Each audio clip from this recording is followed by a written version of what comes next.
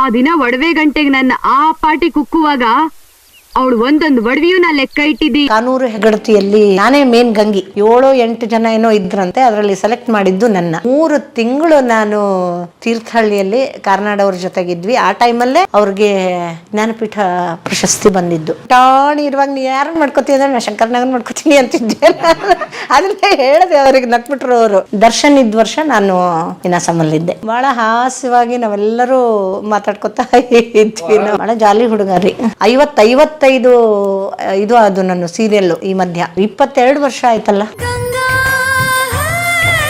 ಸ್ನೇಹಿತರೆ, ಕಿರುತೆರೆ, ರಂಗಭೂಮಿ ಹಾಗೂ ಸಿನಿಮಾ ಕಲಾವಿದರಾದಂತಹ ಲಕ್ಷ್ಮೀ ನಾಡಗೌಡ ಅವರ ಸಂದರ್ಶನಕ್ಕೆ ನಿಮ್ಗೆ ಸ್ವಾಗತ. ಬನ್ನಿ, ಅವರ ಕಲಾ ಬದುಕಿನ ಪರಿಚಯ ಮಾಡ್ಕೊಳ್ಳೋಣ. ಬನ್ನಿ. ಇದರಲ್ಲಿ ತಾಯಿಯಾಗಿ ನೀನೇ ಮೂಗು ತೋರಿಸಿದ್ರು ನನ್ಗೆ ಇಷ್ಟ ಆಗಲ್ಲ.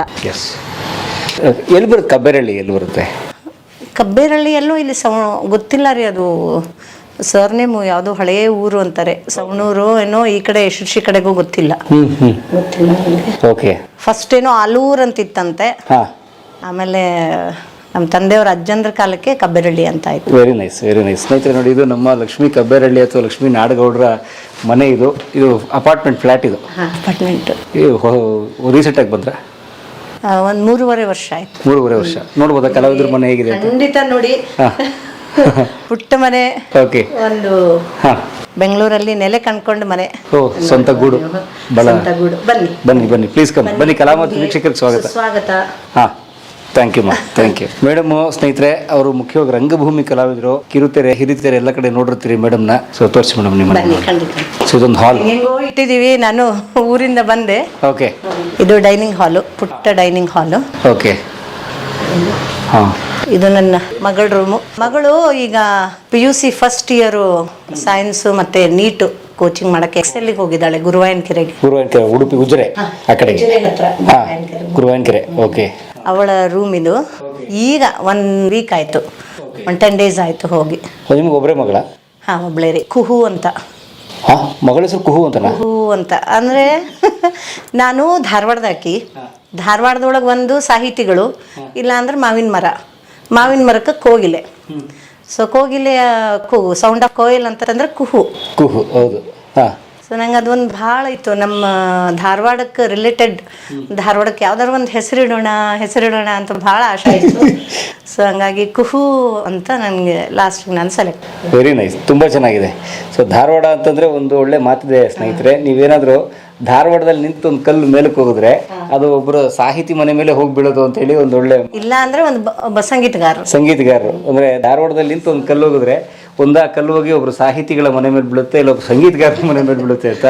ಸೊ ಅಂತ ಒಂದು ಒಳ್ಳೆ ಇದು ಕನ್ನಡದ ಸಾಂಸ್ಕೃತಿಕ ಬಹಳ ಶ್ರೀಮಂತವಾಗಿರುವಂಥ ನಾಡು ಧಾರವಾಡದ ಅಕ್ಕಿ ಮೇಡಮ್ಮು. ಬೇಂದ್ರೆ ಅವ್ರ ಊರು. ಬಂಗಾರ ನೀರ ಕಡಲ ಚಗಿದ ನೀಲ ತೀರ.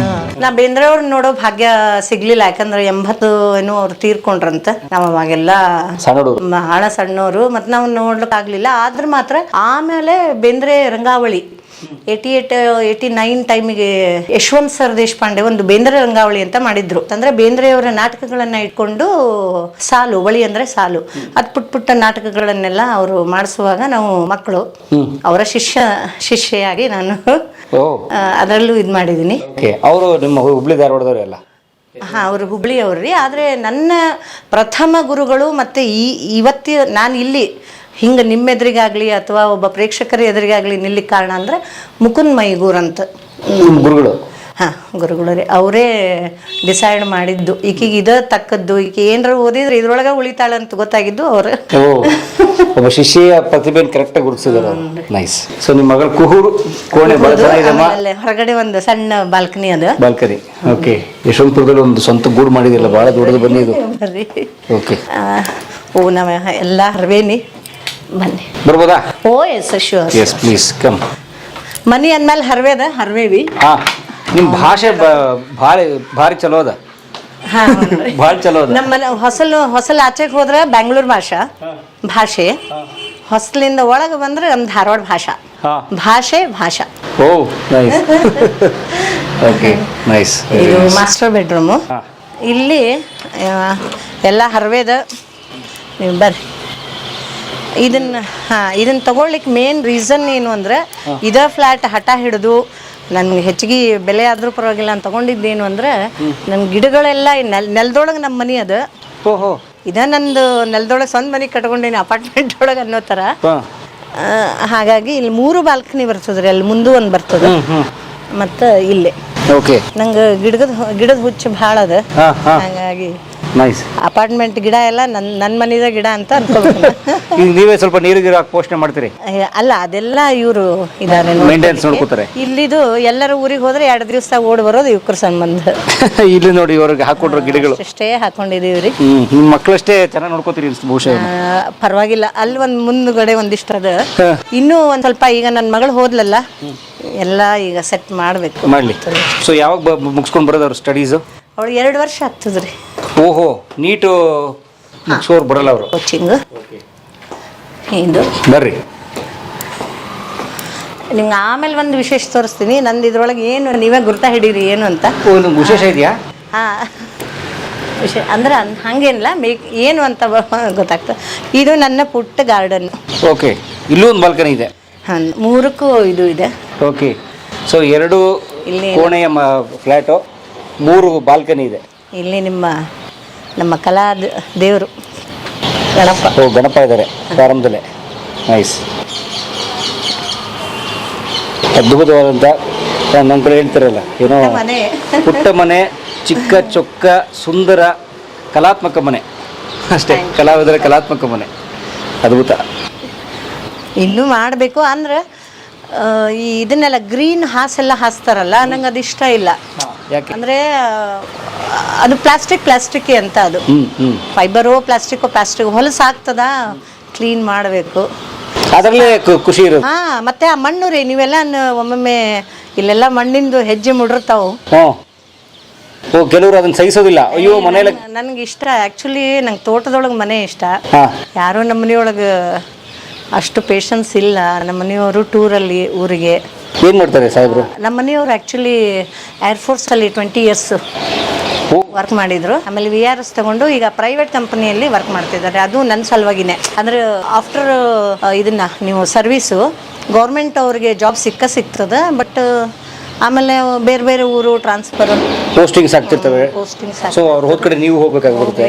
ಅವರಿಗೆ ಸೌತ್ಗಿಂತ ಸ್ವಲ್ಪ ನಾರ್ತಲ್ಲೇ ಹೆಚ್ಚು ಅಭ್ಯಾಸ ಆಗಿ ಹೋಗಿತ್ತು. ಇನ್ನು ಮತ್ತೆ ಆ ಕಡೆ ಹೋಗ್ಬಿಟ್ರೆ ನಿಂದು ಎಲ್ಲ ಫುಲ್ಲು ಸ್ಟ್ಯಾಂಡ್ ಆಗಿಬಿಡುತ್ತೆ, ಬೇಡ ಅಂದ್ಬಿಟ್ಟು ಬೆಂಗಳೂರಿಗೆ ನಾವಿಬ್ಬರು ಕಾಂಪ್ರಮೈಸ್ ಮಾಡ್ಕೊಂಡು ಬಂದಿದ್ದು. ಸೊ ಪತ್ನಿಗೋಸ್ಕರ ತಮ್ಮ ಕರಿಯರ್ನೇ ಸ್ವಲ್ಪ ತ್ಯಾಗ ಮಾಡೋದಂತ. ಏನು ಸರ್ ಹೆಸರು? ರಾಘವೇಂದ್ರ ನಾಡಗೌಡ್ ಅಂತ. ಯಾರೋ ಪರಿಚಾರಕಿಯವಳನ್ನ ಕಳಿಸ್ಕೊಡ್ತೀನಿ ಅಂತ ಹೇಳಿದ್ದೆ, ಇಷ್ಟೊತ್ತಾದ್ರೂ ಬರ್ಲಿಲ್ವಲ್ಲೇ? ಬನ್ನಿ ಸರ್. ಈಗ ಇಲ್ಲಿದೆಯಲ್ಲ, ಇದು wood mosaic and chemical etching ಅಂತ. ಇದು ತಕ್ಕೊಂಡು ಕೈಲಿ ನೋಡ್ಲಾ? ಎಸ್ ಶೋರ್ ನೋಡು. ಇದು wood mosaic and chemical etching, rosewood ಮತ್ತು ಯೆಲ್ಲೋ ಟೀಕು. ಅದು ಅಷ್ಟೇ, ಅದು ಡಿಸೈನು. ಓಕೆ, ಅದನ್ನು ನಾನು ತುಂಬ ಚಿಕ್ಕ ವಯಸ್ಸಲ್ಲಿ ಇದನ್ನು ಕೂಡ ನಾನು ಕೋರ್ಸ್ ಮಾಡಿದ್ದೀನಿ. ನನಗೆ ಇದರಲ್ಲಿ ನಾನು ಜಾಬ್ ಮಾಡಿದ್ರೆ ಇಷ್ಟೊತ್ತಿಗೆ 1.5-2 ಲಕ್ಷ ನನಗೆ ಸಂಬಳ ಸಿಕ್ಕಿರೋದು. ಓಕೆ, ಕಲಾವಿದೆಯಾಗಿ ಈ ಫೈನ್ ಆರ್ಟ್ಸ್. ಕಲಾವಿದೆ ಅನ್ನೋದಕ್ಕಿಂತ ನಾನು ಮಧ್ಯ ಕಲಿಯೋಕೆ ಹೋಗಿದ್ದು ಅದನ್ನ. ಅಂದರೆ ಬೇಸಿಕ್ಕು ಒಬ್ಬ ಥಿಯೇಟರ್ ಸ್ಟೂಡೆಂಟ್ ನಿನಾಸಮ್ಮ ಆದ ತಕ್ಷಣ ಮುಂದೇನು ಮಾಡಬೇಕು, ಮನೆಯಲ್ಲಿ ಕಷ್ಟ ನಿಮ್ಗೆ ಗೊತ್ತದಲ್ಲ. ಆ ಟೈಮ್ದಲ್ಲಿ ಏನೇ ಇದ್ರೂ ಕೂಡ ಒಂದು ಕಷ್ಟದ ಹಾದಿಯಲ್ಲಿರುವಾಗ ಏನಾದರೂ ಮಾಡೋಣ ಅಂದಾಗ ಇದಕ್ಕೆ ಮುಕುಂದ್ ಮೈಗೂರ್ ಸರೇ ಇದನ್ನ wood mosaic and chemical etching, ಇದು RDTDC ಅಂತ ಬರುತ್ತೆ, regional design and technical development centre. First MD ರೋಡಲ್ಲಿ ಇತ್ತು, ಈಗಲೆಲ್ಲೋ ನಂದಿನಿ ಲೇಔಟಲ್ಲಿನೋ ಮೇನು ಟ್ರೈನಿಂಗ್ ಸೆಂಟರ್ ಆಗಿದೆ ರೀ. ಸೊ ಆ ಟೈಮಲ್ಲಿ ಹಾಕಿದಾಗ ಇಲ್ಲಿ ನೋಡಿ, ಇಲ್ಲಿದಾವೆ ಇವು ಮಾಡಿದ್ದೆ. ನಿಮ್ದು ಕಲಾಕೃತಿ? ವಾವ್, ಕಲಾಕೃತಿ ಅನ್ನೋದಕ್ಕಿಂತ ಮಾಡಿಸಿದ್ದಾರೆ ನಮ್ಮ ಹತ್ರ ಅವರು. ಇಲ್ಲ ಕಲಾಕೃತಿ ಇದು ನಿಜಕ್ಕೂ ಒಳ್ಳೆ ಕಲಾಕೃತಿ. ಅದೇ ಇದೊಂದು ಫ್ರೇಮ್ ಬೇರೆ, ಡೀಲ್ವುಡ್. ಅದು ಇದು ಡೀಲ್ವುಡ್. ಈ ಪ್ಯಾಕಿಂಗ್ ಮಟೀರಿಯಲ್ಸ್ ಬರುತ್ತಲ್ಲ, ಅದನ್ನ ಶೇಪ್ ಕೊಟ್ಟು ಕರ್ವಿಂಗ್ ಮಾಡಿ ಆಮೇಲೆ ಕೆಮಿಕಲ್ ಎಚಿಂಗ್ ಹಾಕಿ ಇದನ್ನ ಅಮೋನಿಯಾ ಹಾಕಿ ಎಚಿಂಗ್ ಮಾಡಿ ಬ್ರಷ್ ಮಾಡಿ ಆಮೇಲೆ ಇದು ಮಾಡೋದನ್ನ. ತುಂಬಾ ತಾಳ್ಮೆ ಬಿಡೋ ಕೆಲಸ ಬೇಕು. ಆ ಟೈಮಲ್ಲಿ ಅದು ಡಿಸೈನ್ ಪ್ಲೇಟ್ ಮಾಡುವಾಗ ಇದು ರೀ ಕರೆಂಟು ವೋಲ್ಟೇಜ್ ಹೆಚ್ಚು ಕಮ್ಮಿ ಆಗ್ಬಿಟ್ಟು ಇಷ್ಟು ಬಟ್ಟು ಇದಾಗ್ಬಿಟ್ಟಿತ್ತು, ಅರ್ಧ ಕಟ್. ಆಮೇಲೆ ಪ್ಲಾಸ್ಟಿಕ್ ಸರ್ಜರಿ ಆಯ್ತದು. Okay okay. ಸೊ ಇದು ಈಗ ಬಿಟ್ಟರೆ ಇದೆಲ್ಲ ಮಾಡೋದು? ಅಂದರೆ ಇದು ಫ್ಯಾಕ್ಟ್ರಿ ಹಾಕಬೇಕು ಅಂದರು. ಇಲ್ಲ ನಿಮ್ಗೆ ಉದಯ್ ಜಾದೂಗಾರ್ ಇದಾರಲ್ವಾ, ಅವ್ರದ್ದೆಲ್ಲ ವುಡ್ ವರ್ಕೆ ನೋಡಿ, ಅವೆಲ್ಲ ಅವ್ರ ಮಟೀರಿಯಲ್ಸ್ ಮಾಡ್ತಾರಲ್ಲ, ಮ್ಯಾಜಿಕ್ ಮಟೀರಿಯಲ್ಸು, ಇದಕ್ಕೆ ಸಂಬಂಧಪಟ್ಟಂಗೆ ಲ್ಯಾಕರ್ವೇರ್ಗೆ ಅದೆಲ್ಲ ಸಂಬಂಧಪಟ್ಟಂಗೆ. ಅಲ್ಲಿ ಜಾಬಿಗೆ ಹೋಗಿದ್ದೆ ನಾನು ಆ್ಯಕ್ಚುಲಿ 96-97 ಅನ್ಸುತ್ತೆ. ಅವರು ನೀನು ನೀನಾಸಮ್ ಸ್ಟೂಡೆಂಟ್ ಅಲ್ವಾ ಅಂದರು. ಹೌದು ಸರ್. ಮತ್ತಿಲ್ಲಕ್ಕೆ ಬಂದು ಅಂದರು. ಅಂದ ತಕ್ಷಣ ಇಲ್ಲ ಅನಿವಾರ್ಯ, ನನಗೆ ಬರೀ ನಾಟಕದಿಂದ ಹೊಟ್ಟೆ ತುಂಬುವುದೂ ಇಲ್ಲ, ಅದಕ್ಕೆ ಇದೇನಾದ್ರು ವರ್ಕ್ ಮಾಡೋಣ ಅಂತ ಬಂದಿದ್ದೀನಿ ಅಂದೆ. ಸೊ ಒನ್ ಡೇ ಫುಲ್ಲು ನನ್ನನ್ನು ಅವರ ಆಫೀಸಲ್ಲಿ ಕೂಡಿಸ್ಕೊಂಡು ಮಧ್ಯಾಹ್ನ ಚೆನ್ನಾಗಿ ಊಟ ಬಡಿಸಿ, ಈಗ ವಿಜಯಕ್ಕ ಅಜ್ಜಿ ಮನೆ ಅಂತಿದಾರಲ್ವಾ, ತುಂಬ ಫೇಮಸ್ ಆಗಿ, ಅವರು ಅವ್ರ ರಿಲೇಟಿವ್ಸ್ ಅಲ್ಲೇ ಇದ್ರು. ಅವರು ಒಂದೊಳ್ಳೆ ಊಟ ಹಾಕಿ ಸಾಯಂಕಾಲ ನನ್ನ ಬ್ರೈನ್ ವಾಶ್ ಮಾಡಿ ನಿನ್ನ ಕೈ ಕೊಡು ಅಂದರು. ಕೈ ಕೊಟ್ಟೆ. ಕಲೆ ಬಿಟ್ರೆ ಇನ್ಯಾವ ಕ್ಷೇತ್ರದಲ್ಲೂ ನೀನು ಎಲೆ ನಿಂತ್ಕೊಳ್ಳಲ್ಲ, ಯಾವುದೂ ಜಾಬಿಗೆ ಟ್ರೈ ಮಾಡಬೇಡ, ಹೋಗು ಅಂದರು. ಉದಯ್ ಜಾದೂಗಾರ್ ಅವ್ರು ಈಗಲೂ ಸಿಕ್ಕರು ಅದೇ ಹೇಳೋದು. ನಾ ಹೇಳಿದ್ನಿಲ್ಲ, ಹೇಳಿದ್ದೆ ತಾನೇ ನೀವು ಇದ್ರೊಳಗೆ ಉಳಿತೀರಿ ಅಂತ.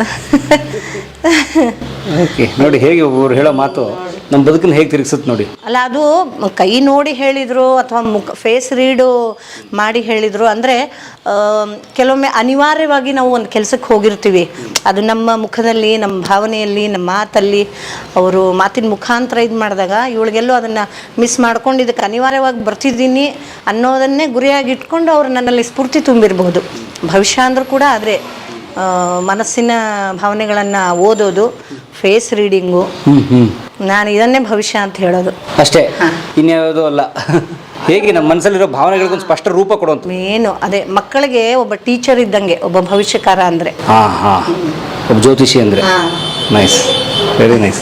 ನೋಡಿ ಅವ್ರು ನೋಡೋದು ಭವಿಷ್ಯ ಸತ್ಯ ಆಗಿದೆಯಲ್ಲ, ವೆರಿ ನೈಸ್. ಅಲ್ಲ, ನಿಜವಾಗ್ಲೂ ನನಗೇನು ಮೋಸ ಅಂತೂ ಖಂಡಿತ ಆಗಿಲ್ಲ. ಅಂದರೆ ಕಲೆಗೆ ಬಂದು, ಅಂದರೆ ಥಿಯೇಟ್ರಿಂದ ಒಂದು ಕ್ಷೇತ್ರ, ಅಭಿನಯ ಕ್ಷೇತ್ರದಿಂದನೇ ನಾನು ಬೇರೆ ಒಂದು ರೂಟ್ ಕಂಡ್ಕೊಂಡೇ ಬಿಟ್ರೆ ಅಭಿನಯ ಕ್ಷೇತ್ರ ಬಿಡಲಿಲ್ಲ ನಾನು.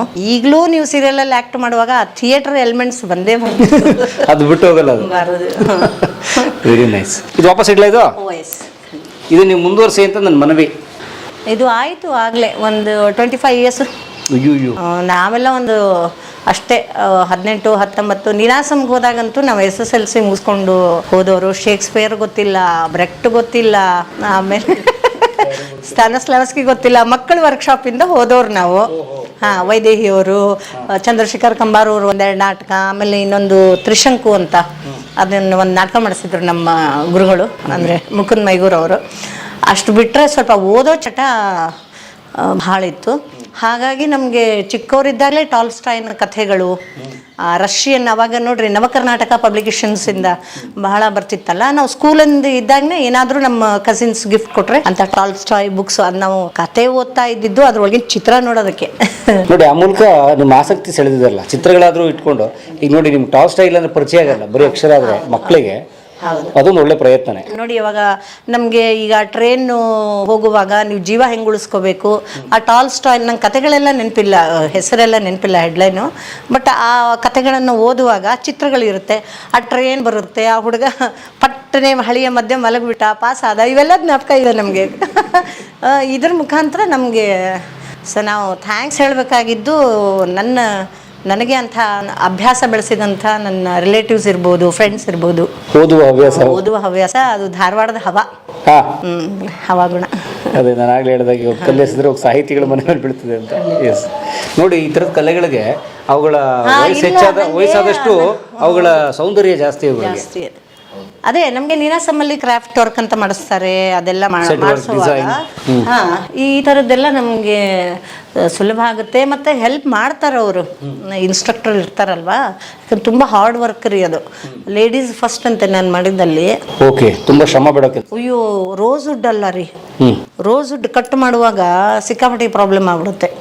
ಅದು ಒಂದು ಚೂರು ಹೆಚ್ಚು ಕಮ್ಮಿ ಆಗ್ಬಿಟ್ರೆ ಗರ್ರ ಅಂತ ವಾಪಸ್ ಹೊಡೆದು ಬಿಡುತ್ತೆ. ಅದೊಂದು ಪೀಸ್ ಇಲ್ಲಿ ಹೊಡೆದ್ಬಿಟ್ಟೆ ಇಲ್ಲಿ ಏಟಾಗಿದೆ ನಿಮಗೆ. ಅದೆಲ್ಲೋ ಇಟ್ಟಿದ್ದೀನಿ ಪೀಸ್, ಈಗಲೂ ನೆನಪು ಮಾಡ್ಕೊಂಡು. ಅದು ಯಾವ ಊರಿನ ನಾಡಗೌಡರು ನಿಮ್ಮ ಯಜಮಾನರು? ಅವರು ಜಮಖಂಡಿ ಗೋಠೆ ಅವರು. ಓಕೆ, ಜಮಖಂಡಿ ಗೋಠೆ ಅವರೆಲ್ಲ ಮೊದಲು ವಾಡೆದವರು. ಅವರು ನಮ್ಮ ಮಾವನವರು. ಅವರು ಓಕೆ, ಅಲ್ಲಿ ವಾಡೆ ಜಮಖಂಡಿಲಿ ಇತ್ತ. ಅವ್ರ ಆರ್ಹಳ್ಳಿಯ ಇದು ಅಂತ ಹೇಳ್ತಾರೆ, ಹಳೇ ತುಂಬಾ ಜಮಾನದಲ್ಲಿ ಟೆನೆನ್ಸ್ ಆಕ್ಟ್ ಬಂದ್ಮೇಲೆ ಇವರು ಪೊಲೀಸ್ ಡಿಪಾರ್ಟ್ಮೆಂಟ್ ಅಲ್ಲಿ ಇದ್ದಿದ್ದವರು. ಆಮೇಲೆ ಆಫೀಸರು, ಪೊಲೀಸ್ ಆಫೀಸರ್ ಅವರು. ಆಮೇಲೆ ಒಬ್ಬರು ಭಾವ ಬಂದು ಮಿಲಿಟರಿ ವಾರೆಂಟ್ ಆಫೀಸರು, ಒಬ್ಬರು ಹುಬ್ಬಳ್ಳಿನಲ್ಲಿ ಕಾರ್ಪೊರೇಷನಲ್ಲಿ FDC, ಆಮೇಲೆ ನಮ್ಮ ಮನೆಯವರು ಏರ್ಫೋರ್ಸು, ನಮ್ಮ ಇನ್ನೊಬ್ಬರು ಎಂಜಿನಿಯರಿಂಗ್ ಸೆಕ್ಷನ್ನಲ್ಲಿ. ಎಲ್ಲರೂ ಬಹಳ ಉನ್ನತವಾದ ಹುದ್ದೆಯಲ್ಲಿದ್ದಾರೆ, ಇವಾಗೆಲ್ಲ ಸೆಟಲ್ ಆಗಿದ್ದಾರೆ. Very nice. ಆ ಟೈಮಲ್ಲಿ ತುಂಬ ಒಳ್ಳೆ ಫ್ಯಾಮಿಲಿ ಇದ್ದಿದ್ದು. ಟೆನೆನ್ಸ್ ಆ್ಯಕ್ಟ್ ಮೇಲೆ ಹೊಲಗಳೆಲ್ಲ ಹೋಗಿ, ಆಮೇಲೆ ನೀರಲ್ಲಿ ಕೃಷ್ಣಾ ನದಿ ನೀರಲ್ಲೆಲ್ಲ ಮುಳುಗಿದಾಗ ಇವ್ರಿಗೆಲ್ಲ. ಆಮೇಲೆ ಇನ್ನೊಂದೇನು ಅಂದರೆ ಆ ಟೈಮಲ್ಲಿ ಪುಣೆ ಮತ್ತು ಇದೆಲ್ಲ ಭಾಳ ಅಟ್ರಾಕ್ಷನ್ ಆಗಿಬಿಟ್ಟು ಅವ್ರಿಗೆ ಹೊಲ ಮನೆ ಎಲ್ಲ ನೋಡ್ಕೊಳಕ್ಕೆ ಆಗ್ತಿರ್ಲಿಲ್ಲ. ಸ್ವಲ್ಪ ಅವಾಗೆಲ್ಲ ಯಾವಾಗ ಶಿಕ್ಷಣ ಓದಬೇಕು ಅಂತ ಅನಿಸ್ತಲ್ಲ, ಅವಾಗೆಲ್ಲರೂ ವಲಸೆ ಶುರು ಆಯ್ತು. ಅಜ್ಜ ಅಂತೀನಿ ನಾನು, ಅವರು ನಮ್ಮ ಫ್ಯಾಮಿಲಿ ಫ್ರೆಂಡ್. ಹೌದು, ನಾನು ನಮ್ಮ ಮಾವನವ್ರಿಗೆ ಅಜ್ಜ ಅಜ್ಜಿನಿ ಅಂತ ಹೇಳೋದು. ನಮ್ಮ ಮನೆಯವ್ರು 10ನೇದವರು, ಅಂದರೆ ನಮ್ಮ ಮನೆಯವರ ಅಕ್ಕ ಅಣ್ಣಂದ್ರೆಲ್ಲ ನಮ್ಮ ತಾಯಿ ತಂದೆಗಿಂತ ದೊಡ್ಡವರು. ದೊಡ್ಡ ಗ್ಯಾಪ್. Okay okay, nice. ಅವತ್ತು ನೀವು ನಮ್ಮ ಮನೆಗೆ ಬಂದಾಗ ಕಂಟಕ ಇರೋ ಥರಾನೇ ಹೇಳಿದ್ರಲ್ವಾ? ನಾನು ಹುಟ್ಟಿದ್ದು ಧಾರವಾಡ. ನನ್ನ ತಾಯಿಯ ಮನೆತನದ ಹೆಸರು ಕಬೇರಳ್ಳಿ ಅಂತ. ನಮ್ಮ ತಂದೆಯವರು AR ಕಬೇರಳ್ಳಿ ಬ್ಯಾಂಕ್ ಒಳಗೆ ಕೆಲಸ ಮಾಡ್ತಿದ್ರು. ತಾಯಿ ಗಿರ್ಜಾಬಾಯಿ, ಆಮೇಲೆ ಇಬ್ಬರು ಬ್ರದರು ವೀರೇಶ್ ಮತ್ತು ವೆಂಕಟೇಶ್ ಅಂತ. ನಾನು ದೊಡ್ಡೋಳು. ಆಮೇಲೆ ನಮ್ಮ ಮನೆಯೊಳಗೊಂದು ಪದ್ಧತಿ ಇತ್ತು. ನಮ್ಮಪ್ಪ ಭಾಳ ಶಿಸ್ತಿನ ಮನುಷ್ಯ. ಬೆಳಗ್ಗೆ ಎದ್ದು ಕೂಡಲೇ ಝಳಕಾಗಬೇಕು. ನಮ್ಮ ಕಡೆ ಝಳಕ ಅಥವಾ ಸ್ನಾನ ಅಂದ್ರೆ ಅದಕ್ಕೆ 2 ಥರ ಅದ ರೀ. ಕೆಲವು ನೀವು ಧಾರವಾಡದೊಳಗೆ ನೋಡ್ರಿ, ಸ್ನಾನನೂ ಅಂತಾರೆ, ಝಳಕನೂ ಅಂತಾರೆ. ಬೆಳಗ್ಗೆ ಝಳಕ ಆದ ತಕ್ಷಣ, ಝಳ ಆದ ತಕ್ಷಣ ಫಸ್ಟ್ ದೇವ್ರ ಮುಂದೆ ಬರಬೇಕು, ನಾವು ಕೂತ್ಕೋಬೇಕು 3 ಜನ. ಭಾಳ ಪುಟ್ಟ ಮಕ್ಕಳು 1-2-3 ಹಾಡು ಪದ್ಧಶೀರ್ ಹಾಡಬೇಕು ನಾವು. ಅದರಲ್ಲಿ ನಮ್ಮ ಅಪ್ಪನ ಅತೀ ಪ್ರೀತಿ ಹಾಡು ಅಂತಂದ್ರೆ, ನಂಗೆ ಈಗಲೂ ಹಾಡು ಒಂಥರ ಎಮೋಷ್ನಲ್ ಸಾಂಗ್ಸ್ ಅದು. ಜಯತು ಜಯ ವಿಠಲ, ಜಯತು ಜಯ ವಿಠಲ ಪಾಂಡುರಂಗ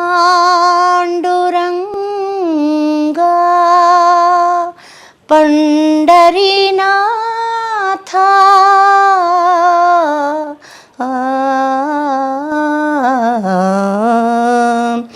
ಜಯತು ಜಯ ವಿಠಲ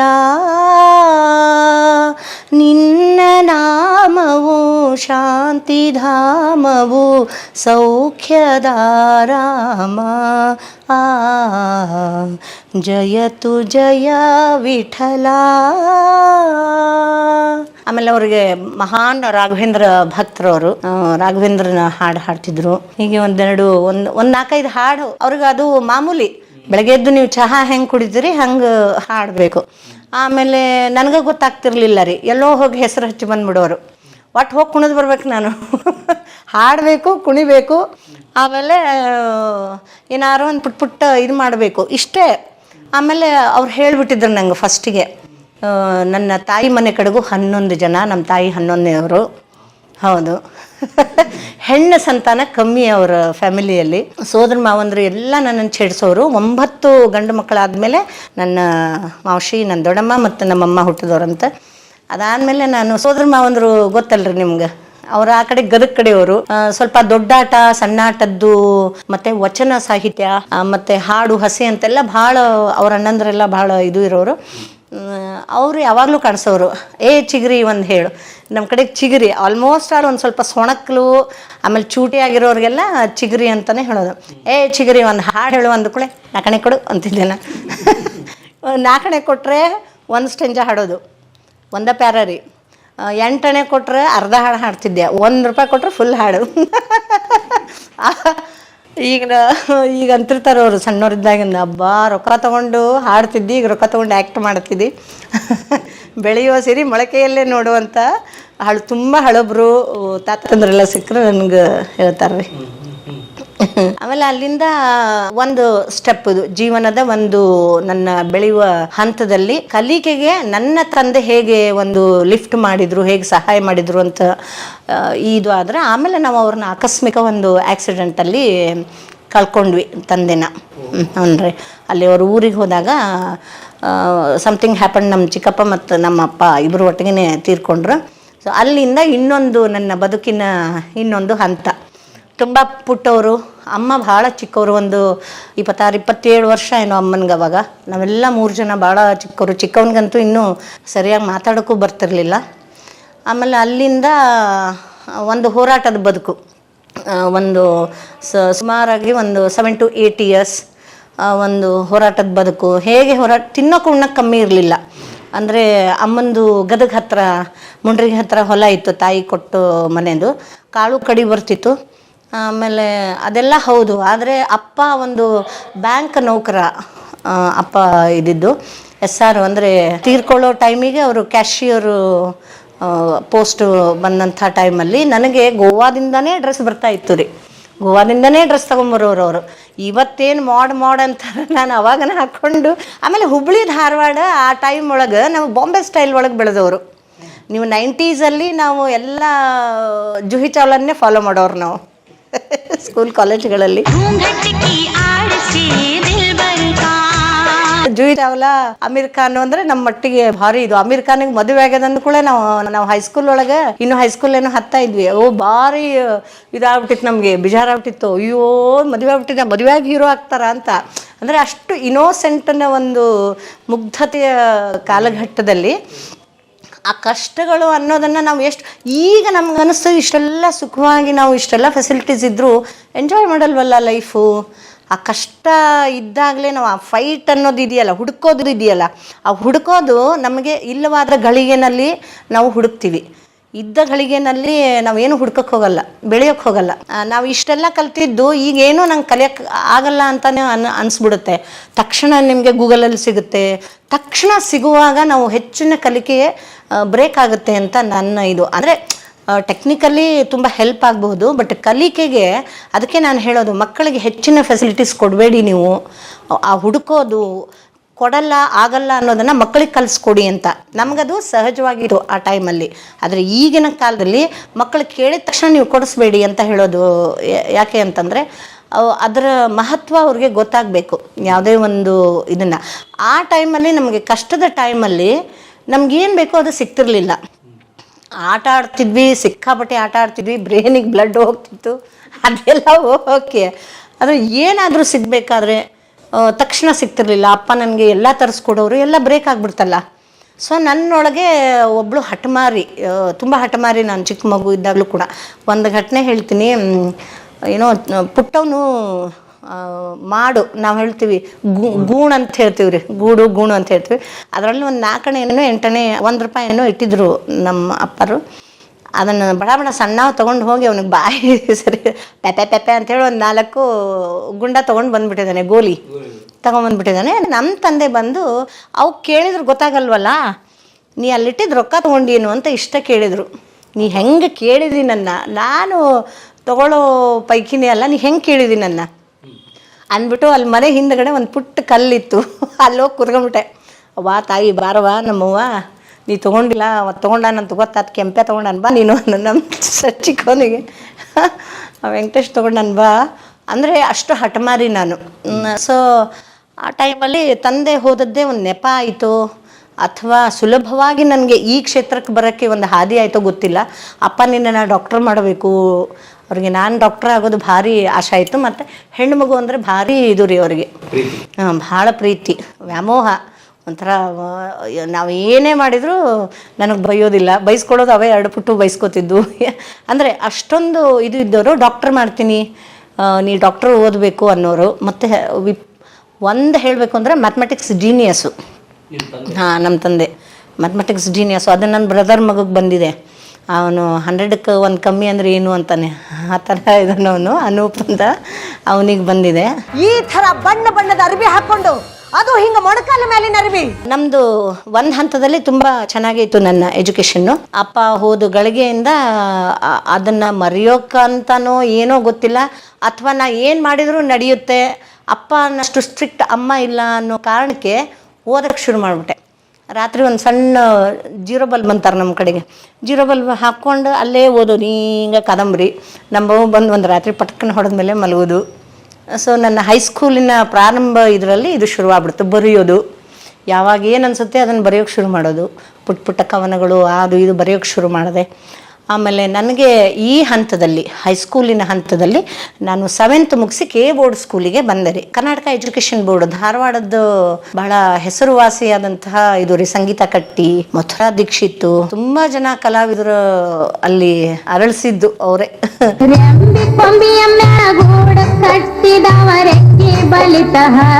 ಅಂದ್ರೆ ಆ ಥರದ್ದು ಇದನ್ನೆಲ್ಲ ತುಂಬಾ ಕಾರ್ಯಕ್ರಮಗಳು ಇರೋದು ಸ್ಕೂಲಲ್ಲಿ. ಕೆ ಬೋರ್ಡ್, ನೀವು ಧಾರವಾಡಕ್ಕೆ ಹೋಗಿ ಕೆ ಬೋರ್ಡ್ ಅಂದ್ಬಿಟ್ರೆ ಹಳಬರೆಲ್ಲ ಅಲ್ಲಿಯವರು, ಆಲ್ಮೋಸ್ಟ್ ಆಲ್. ಪ್ರತಿಷ್ಠಿತ ಶಿಕ್ಷಣ ಸಂಸ್ಥೆ. ಹಾಂ, ಹೌದು. ಅನಿರುದ್ಧ ಚತ್ಕರ್ ಅವರು, ಅವ್ರ ತಂಗಿ, ನಾವು, ಸಂಗೀತ ಕಟ್ಟಿ, ಆಲ್ಮೋಸ್ಟ್ ಆಲ್ ಎಲ್ಲರೂ ಆ ಸ್ಕೂಲಿಂದಾನೇ ಬಂದವರು. ಅದು ಮತ್ತು ಕರ್ನಾಟಕ ಕಾಲೇಜು, ಇವೆಲ್ಲ ಭಾಳ ಫೇಮಸ್ ರೀ ಧಾರವಾಡದೊಳಗೆಲ್ಲ ಇದಕ್ಕೆ. ಆಮೇಲೆ ಹೈಸ್ಕೂಲಿಗೆ ಬರ್ತಿದ್ದಂಗೆ ಅಲ್ಲೊಂದು ಪ್ರಹಸನ ನಡೆದು ಹೋತು. ದಿನ ಬಸ್ಸಿಗೆ ರೊಕ್ಕ ಕೊಡಲಿಕ್ಕೆ ಅವಾಗೆಲ್ಲ ಯಾರೂ ಒಪ್ತಿರ್ಲಿಲ್ಲ, ಅಪ್ಪ ಅಮ್ಮ. ಇದು ಸ್ಕೂಲ್ ನೋಡಿದ್ರೆ ಭಾಳ ದೂರ. ಆಮೇಲೆ ನೀವು ಹೋರಿ ಪಾಪ ಬಸ್ ಪಾಸ್ ಮಾಡಿಸ್ಕೊಟ್ರೆ ನಾವು ಕಳ್ಕೊಂಬಿಟ್ಟಿವಿ 2 ಸರಿ. ಕಳ್ಕೊಂಡು ಕೂಡಲೇ ಹೋಗ್ರಿ ನಡ್ಕೊತ ಹೋರಿ, ಎಲ್ಲ 5 ರೂಪಾಯಿ ಕೊಡೋಣ, ಹೋರಿ ಅಂತ ನಮ್ಮ ಮನೆಯೊಳಗೆ ಬೈದರು. ಅದೇ ಒಂದೇ ನೆಪ ಆಯಿತು. ಹಿಂದೆ ಪಡ್ಚಿಲ್ ಹಾಕ್ಕೊಂಡು ನಮ್ಮಷ್ಟಕ್ಕೆ ನಾವು ಹಾಡು ಹಾಡ್ಕೋತ ಕುಣ್ಕೋತ ಸಿಕ್ಕ ಗಿಡದೊಳಗಿಂದ ಪ್ಯಾರಲ್ಕಾಯಿ, ಮಾವಿನಕಾಯಿ, ಹುಣಸಿಕಾಯಿ, ಆಮೇಲೆ ಬಿದ್ದ ನೇರಳೆ ಹಣ್ಣು ಒಂದು ಅರ್ಧ ಕದಿಯೋದು, ಒಂದು ಅರ್ಧ ಗಿಡ ಹತ್ತಿ ತೊಗೊಳ್ಳೋದು, ಬಿದ್ದಿದ್ದು ಒಂದಿಷ್ಟು ತೊಗೊಂಡು ಸ್ಕೂಲಿಗೆ ಎಂಜಾಯ್ ಮಾಡೋಕ್ಕೆ ಶುರು ಮಾಡ್ತಿದ್ದಂಗೆ ನನಗಲ್ಲಿ ಗೌರಿ ಕೊಟ್ಟೂರು ಅಂತ, ಈಗ ಗೌರಿ ಚಂದ್ರಕೇಸರಿ ಅಂತ ಶಿವಮೊಗ್ಗದೊಳಗಿದ್ದಾಳ್ರಿ. ಆಕೆ ಕಥೆಗಳನ್ನೆಲ್ಲ ಈಗ ತುಂಬ ಕಥೆಗಾರ್ತಿ ಅವಳು, ಈಗ ಒಳ್ಳೆ ಹಾದಿಯಲ್ಲಿದ್ದಾಳೆ. ಅವಳು ನನಗೆ ಭೇಟಿ ಆದ್ಲು ರೀ. ಅಂದರೆ ನನ್ನ ಸ್ಕೂಲ್ ಹೋಗುವಾಗ ಹೈಸ್ಕೂಲಿನ ಗೆಳತಿ ಆದ್ಲು ಅವಳು. ಅವಳಿಗೆ ಕತೆ ಹೇಳೋ ಹುಚ್ಚು. ಅದು ಎಷ್ಟು ಚಂದ ಕತೆ ಹೇಳ್ತಿದ್ಲು ಅಂದರೆ ಅವಳು. ಆ ಸಿನಿಮಾ ಇನ್ನೊಮ್ಮೆ ನಾನು ನೋಡಿರಬಾರ್ದು, ಆಕೆ ಹೇಳಿದ ಕತೆ ಯಾವುದು ನಾನು ಸಿನಿಮಾ ನೋಡೇ ಇಲ್ಲ ಇಲ್ಲಿವರೆಗೂ. ಹಾಗೆ ಅವಳ ಜೊತೆಗೆ ಬರ್ತಿದ್ದಂಗೆ ಮಕ್ಕಳ ವರ್ಕ್ಶಾಪಿಗೆ ಸೇರೋಣ, ಮುಕುಂದ್ ಮೈಗೂರ್ ಸರ್ ಅವರು ಸೃಷ್ಟಿ ಅನ್ನೋ ಒಂದು ಮಕ್ಕಳ ರಂಗಭೂಮಿ ಇದನ್ನು ಮಾಡ್ಯಾರ, ಅಲ್ಲಿ ಹೋಗೋಣ ಅಂಥೇಳಿ ಆಕೆ ನನಗೆ ಹೇಳಲಾರ್ದ ಹೆಸರು ಹಚ್ಚಿ ಬಂದುಬಿಟ್ಟಿದ್ಲು ರೀ. ಸೊ ಇಬ್ಬರ ಹುಡುಗ್ಯಾರ ನಾವು. ಹ್ಞೂ ರೀ. ಆವಾಗ ನಿಮಗೆ ಸೇವ್ ದಿ ವೆಸ್ಟರ್ನ್ ಘಾಟ್ಸ್ ಅಂತ 87-88 ಇದೇನು ನೋಡ್ರಿ, ಆ ಟೈಮಿಗೆ ನಮ್ಮದು ಹೈಸ್ಕೂಲು ಇದಕ್ಕೆ ಆಮೇಲೆ ಹೋಗಿ ಸೆಲೆಕ್ಟ್ ಆಗೋ ಪ್ರಶ್ನೆನೇ ಇಲ್ಲ, ಸೆಲೆಕ್ಟ್ ಆಗೇ ಬಿಟ್ಟು. ಹುಡುಗಿಯರು ಬರೋದ ರಂಗಭೂಮಿ ಭಾಳ ಕಮ್ಮಿ. ಅಲ್ಲಿ ನಾವು ಸೇವ್ ವೆಸ್ಟರ್ನ್ ಘಾಟ್ಸ್ ಪಶ್ಚಿಮ ಘಟ್ಟ ಉಳಿಸಿ ಅಭಿಯಾನದಲ್ಲಿ ನಾವು ಫಸ್ಟ್ ಟೈಮ್ ಪಪೆಟ್ ಶೋ ಮಾಡಿದ್ವಿ. ಆ ಥರದ್ದು ಪಪೆಟ್ ಶೋ ಎಲ್ಲಿ ಬಳಕೆ ಆಯಿತು ಅಂದರೆ, ಇವರು ವಿಜಯ ರಾಘವೇಂದ್ರ ಅವರು ಮಾಡಿದ್ರಲ್ಲ ಒಂದು ಚಿನ್ನಾರಿ ಮುತ್ತ, ಆ ಬಕೆಟಿಂದ ಮಾಡಿ ಗೊಂಬೆ ಕುಣಿಸ್ತಾರೆ ನೋಡಿ.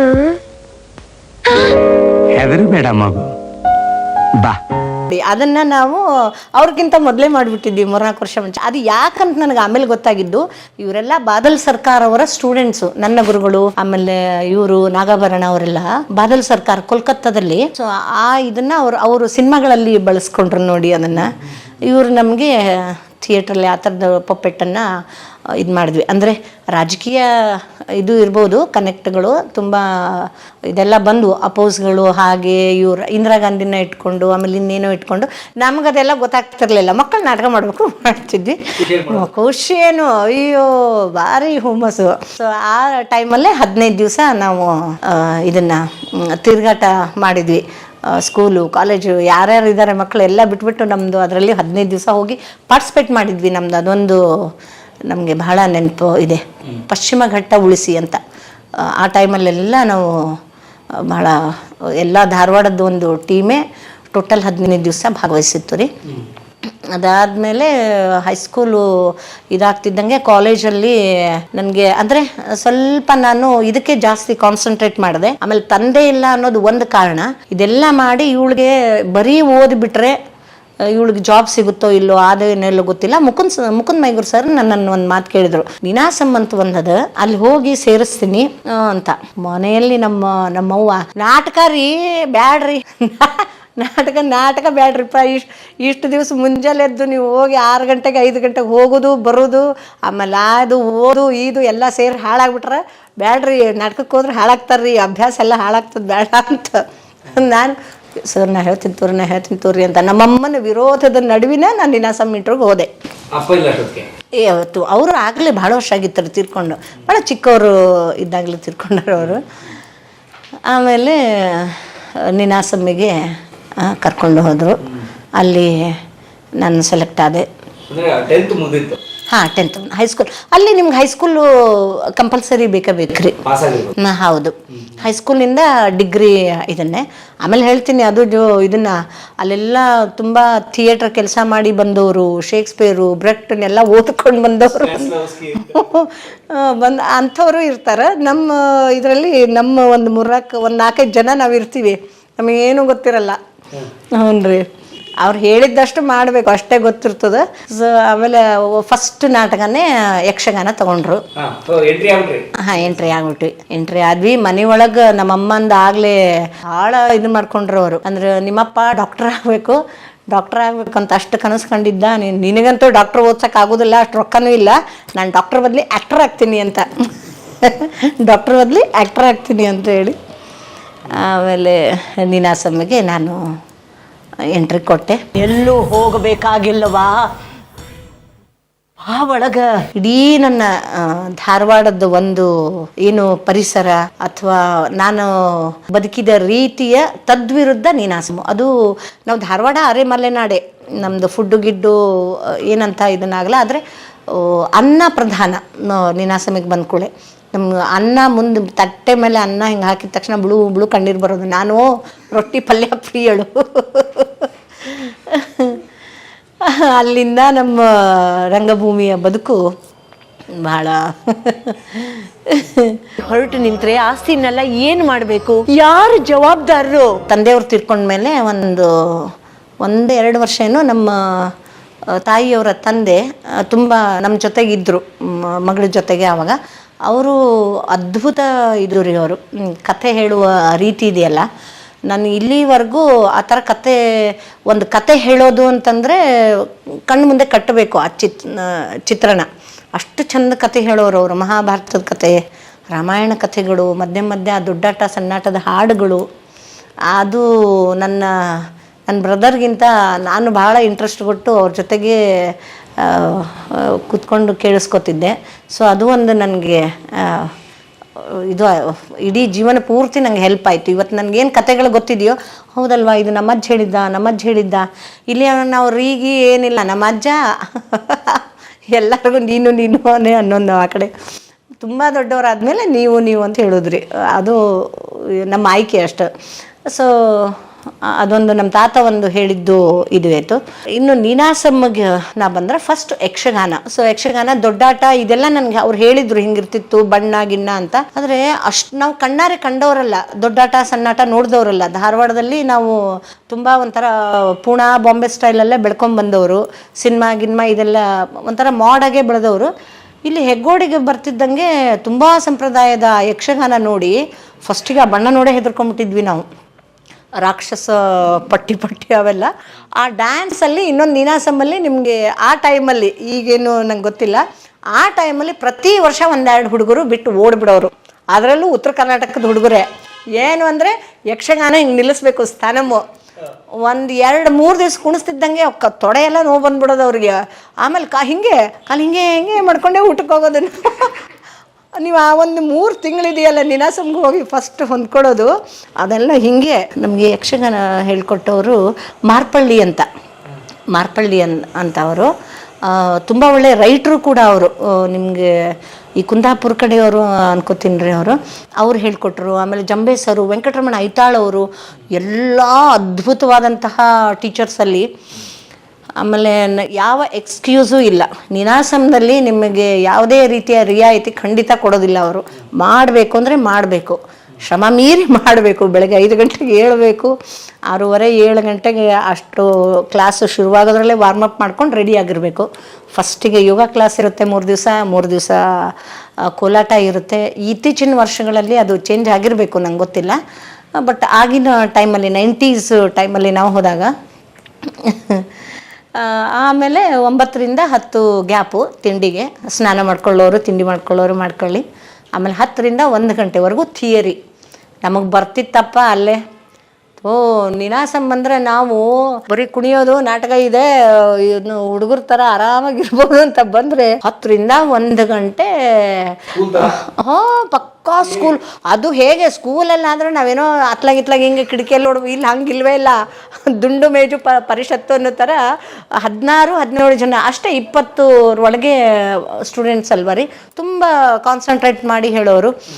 ವೆಂಕಟರಮಣ ಐತಾಳ್ ಸರ್ ಅಂತ ಅವರು ಬಂದು ಅವರು ವಿದೇಶಿ ಇದನ್ನು ಹೇಳೋರು. ಆಮೇಲೆ ದೇಶೀಯ ಥಿಯೇಟರ್ ಬಗ್ಗೆ ಎಲ್ಲ ಒಬ್ರು ಹೇಳೋರು. ನಮ್ಗಳಿಗೆ ನಾವೇನು ಸ್ವಲ್ಪ ತಿಳ್ಕೊಂಡಿದ್ವಿ, ಹಿಂಗೆ ಕಣ್ಣಳಿಸಿ ನೋಡ್ತಿದ್ವಿ. ಆಮೇಲೆ ಉಳಿದ ಬೇರೆ ಏನಾದರೂ ಫಾರಿನದ್ದು ಅಥವಾ ಇದು ವಿದೇಶಿ ಬಗ್ಗೆ ಇದೆಲ್ಲ ಬರುವಾಗ ಕಣ್ಣು ತಗೊಂಡೇ ನಿದ್ದೆ ಮಾಡ್ತಿದ್ವಿ. ಕಣ್ಣು ತಗೊಂಡು ನಿದ್ದೆ ಮಾಡೋದಂದರೆ ಆ ಟೈಮಲ್ಲೇ ನಾವು ಹೇಳೋರು, ಕೇಳಿಸ್ಕೊತಾ ಇದೆಯಾ ಸರ್ ಅನ್ನೋದು. ಅಂದರೆ ಅಲ್ಲೇ ಬೆಳಗ್ಗೆ ಎದ್ದು ದೋಸೆ ಇಡ್ಲಿ ತಿನ್ಕೊಂಬಿಡೋದು, ಚೆನ್ನಾಗಿ ನಿದ್ದೆ ಬಂದ್ಬಿಡೋದು ನಮಗೆ. ಉಪ್ಪಿಟ್ಟು ಹ್ಞೂನ್ರಿ, ಬೆಳಗ್ಗೆ ಕೋಲಾಟ ಮಾಡಿಸೋರು, ಅಥವಾ ಸಂಗೀತ. ಆಮೇಲೆ 9ರಿಂದ 10 ಗಂಟೆ ಸ್ನಾನ ಬೇರೆ ಆಗಿ ತಿಂಡಿ ಬಿದ್ದು ಬಿಡೋದು. ನಮ್ಗೆ ಅಲ್ಲಿ ಉಪ್ಪಿಟ್ಟು ಅವಲಕ್ಕಿ ಅದನ್ನು ತಿಂದು ಇಲ್ಲಿ ಬಂದು ದೋಸೆ ಇಡ್ಲಿ ಅಂದ ತಕ್ಷಣ ಚೆನ್ನಾಗಿ ನಿದ್ದೆ ಬಂದ್ಬಿಡೋದು. ಆಮೇಲೆ ಸರಿ ಹೋಯ್ತು. ಆಮೇಲೆ ಫಸ್ಟ್ ಪ್ರೊಡಕ್ಷನ್ ಒಂದು ಯಕ್ಷಗಾನ ತೊಗೊಂಡ್ರು, ಶೂರ್ಪನಖ ವಿವಾಹ ಅಂತ. ಶೂರ್ಪನಖ ವಿವಾಹದಲ್ಲಿ ನಾನು ಮಾಯ ಶೂರ್ಪನಖ ಮಾಡಿದ್ದೆ. ಸೊ ಅದೊಂದು ನಮಗೆ ಒಳ್ಳೆ ವೇದಿಕೆ ಆಯಿತು. ಆ ಟೈಮಲ್ಲಿ ಒಂದು ನಿಮ್ಗೆ ಜೋಕ್ ಹೇಳ್ತೀನಿ. ಅಂದರೆ ನಾವೆಷ್ಟು ಇನ್ನೋಸೆಂಟ್ ಅಂತೀರೋ ಅಥವಾ ಆ ಟೈಮಲ್ಲಿ ಅದು ಅರ್ಥ ಆಗ್ತಿರ್ಲಿಲ್ವೋ, ಒಂದು ಯಯಾತಿ ನಾಟಕ ರೀಡಿಂಗ್ ಇತ್ತು ನಮಗೆ. ಅಂದರೆ ಪ್ರತಿ ಶನಿವಾರ ನೀನಾಸಮಲ್ಲಿ ಒಂದು ನಾಟಕದ ರೀಡಿಂಗ್ ಇರ್ತದೆ. ಆ ರೀಡಿಂಗಲ್ಲಿ ಯಯಾತಿ ನಾಟಕ ರೀಡಿಂಗ್ ಇರುವಾಗ ಅದರಲ್ಲಿ ಬಾವಿಯಲ್ಲಿ ಬಿದ್ದಾಗ ಯಯಾತಿ ಬಂದು ಹೀಗೆ ಎತ್ತುತ್ತಾನೆ ಮೇಲೆ. ಆವಾಗ ನೀನು ಹಸ್ತವನ್ನು ಬಲಗೈ ಹಿಡಿದು ಎತ್ತಿದೆಯಲ್ಲ, ಅದಕ್ಕೆ ನೀನು ಪಾಣಿಗ್ರಹಣ ಮಾಡಬೇಕು ನನ್ನ ಅಂತ. ಸೊ ಅದನ್ನು ನಾನು ಕೇಳಿಸ್ಕೊಂಡಿದ್ದೆ.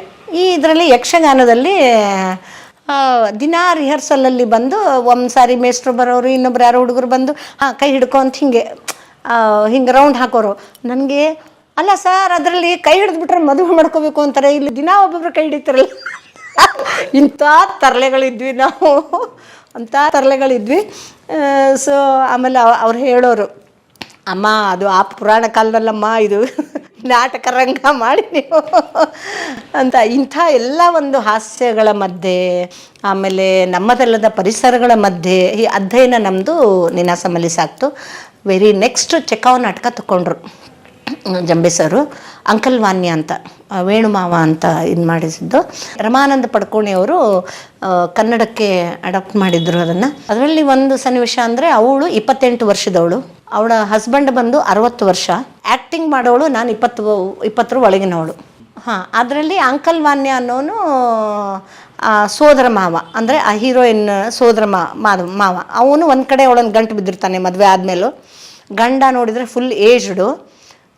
ಜಂಬೆ ಸರ್ ಹೇಳ್ತಾರೆ, ನಿನ್ನ ಅದೇನು ಕಣ್ಣಲ್ಲಿ ನೀರೇ ಬರ್ತಿಲ್ವಲ್ಲೇ ನಿಂಗೆ ಅಂತ. ಸಾರ್ ಅಳೋದಂಗೆ ಸಾರ್ ಅಂದೆ. ಅಳೋದು ಅಂದರೆ ಅನುಭವಿಸ್ಬೇಕು, ಇಲ್ಲಿಂದ ಬರಬೇಕು ಅಂತ ಅವರು ಅಂದ ತಕ್ಷಣ, ಸಾರ್ ಇಲ್ಲಿಂದ ಹೆಂಗೆ ಬರ್ಬೇಕು ಸಾರ್ ಅಂದ. ಅನುಭವಿಸಿ ಫೀಲ್ ಮಾಡಿ ಅಂತ. ಏನು ಮಾಡಿದ್ರು ಪರಮೇಶ್ವರ್ ಅವರೇ, ನಮ್ಮ ಕಣ್ಣಲ್ಲಿ ನೀರೇ ಬರಲಿಲ್ಲ. ಕಿಕ್ಕಿ ನಗೋದು ನಾನು. ಆಮೇಲೆ ತುಂಬ ರಾಂಗ್ ಆಗಿಬಿಟ್ರು ಅವರು. ಅಂದರೆ ಏನು ಅಂದ್ಕೊಂಡಿದ್ದೀರಾ ನೀವು, ಥಿಯೇಟ್ರ್ ಅಂದರೆ ಮಕ್ಕಳ ನಾಟಕದಿಂದ ಬಂದಂಗೆ ನೀವು ಒಂದು ಪಾತ್ರದ ಒಳ ಹೋಗೋಕೆ ನಿಮ್ಗೆ ಹೇಗೆ ಅನ್ನೋದು ನಿಮ್ಗೆ ಗೊತ್ತಿಲ್ಲ. ಸೊ ನಾನು ಅದಕ್ಕಾಗಿ ಸ್ತಾನಿಸ್ಲಾವಸ್ಕಿನ ನೀವು ಅವ್ರು ತುಂಬ ಚೆನ್ನಾಗಿ ಸ್ತಾನಿಸ್ಲಾವಸ್ಕಿ ಪಾಠಗಳನ್ನು ಮಾಡೋರು.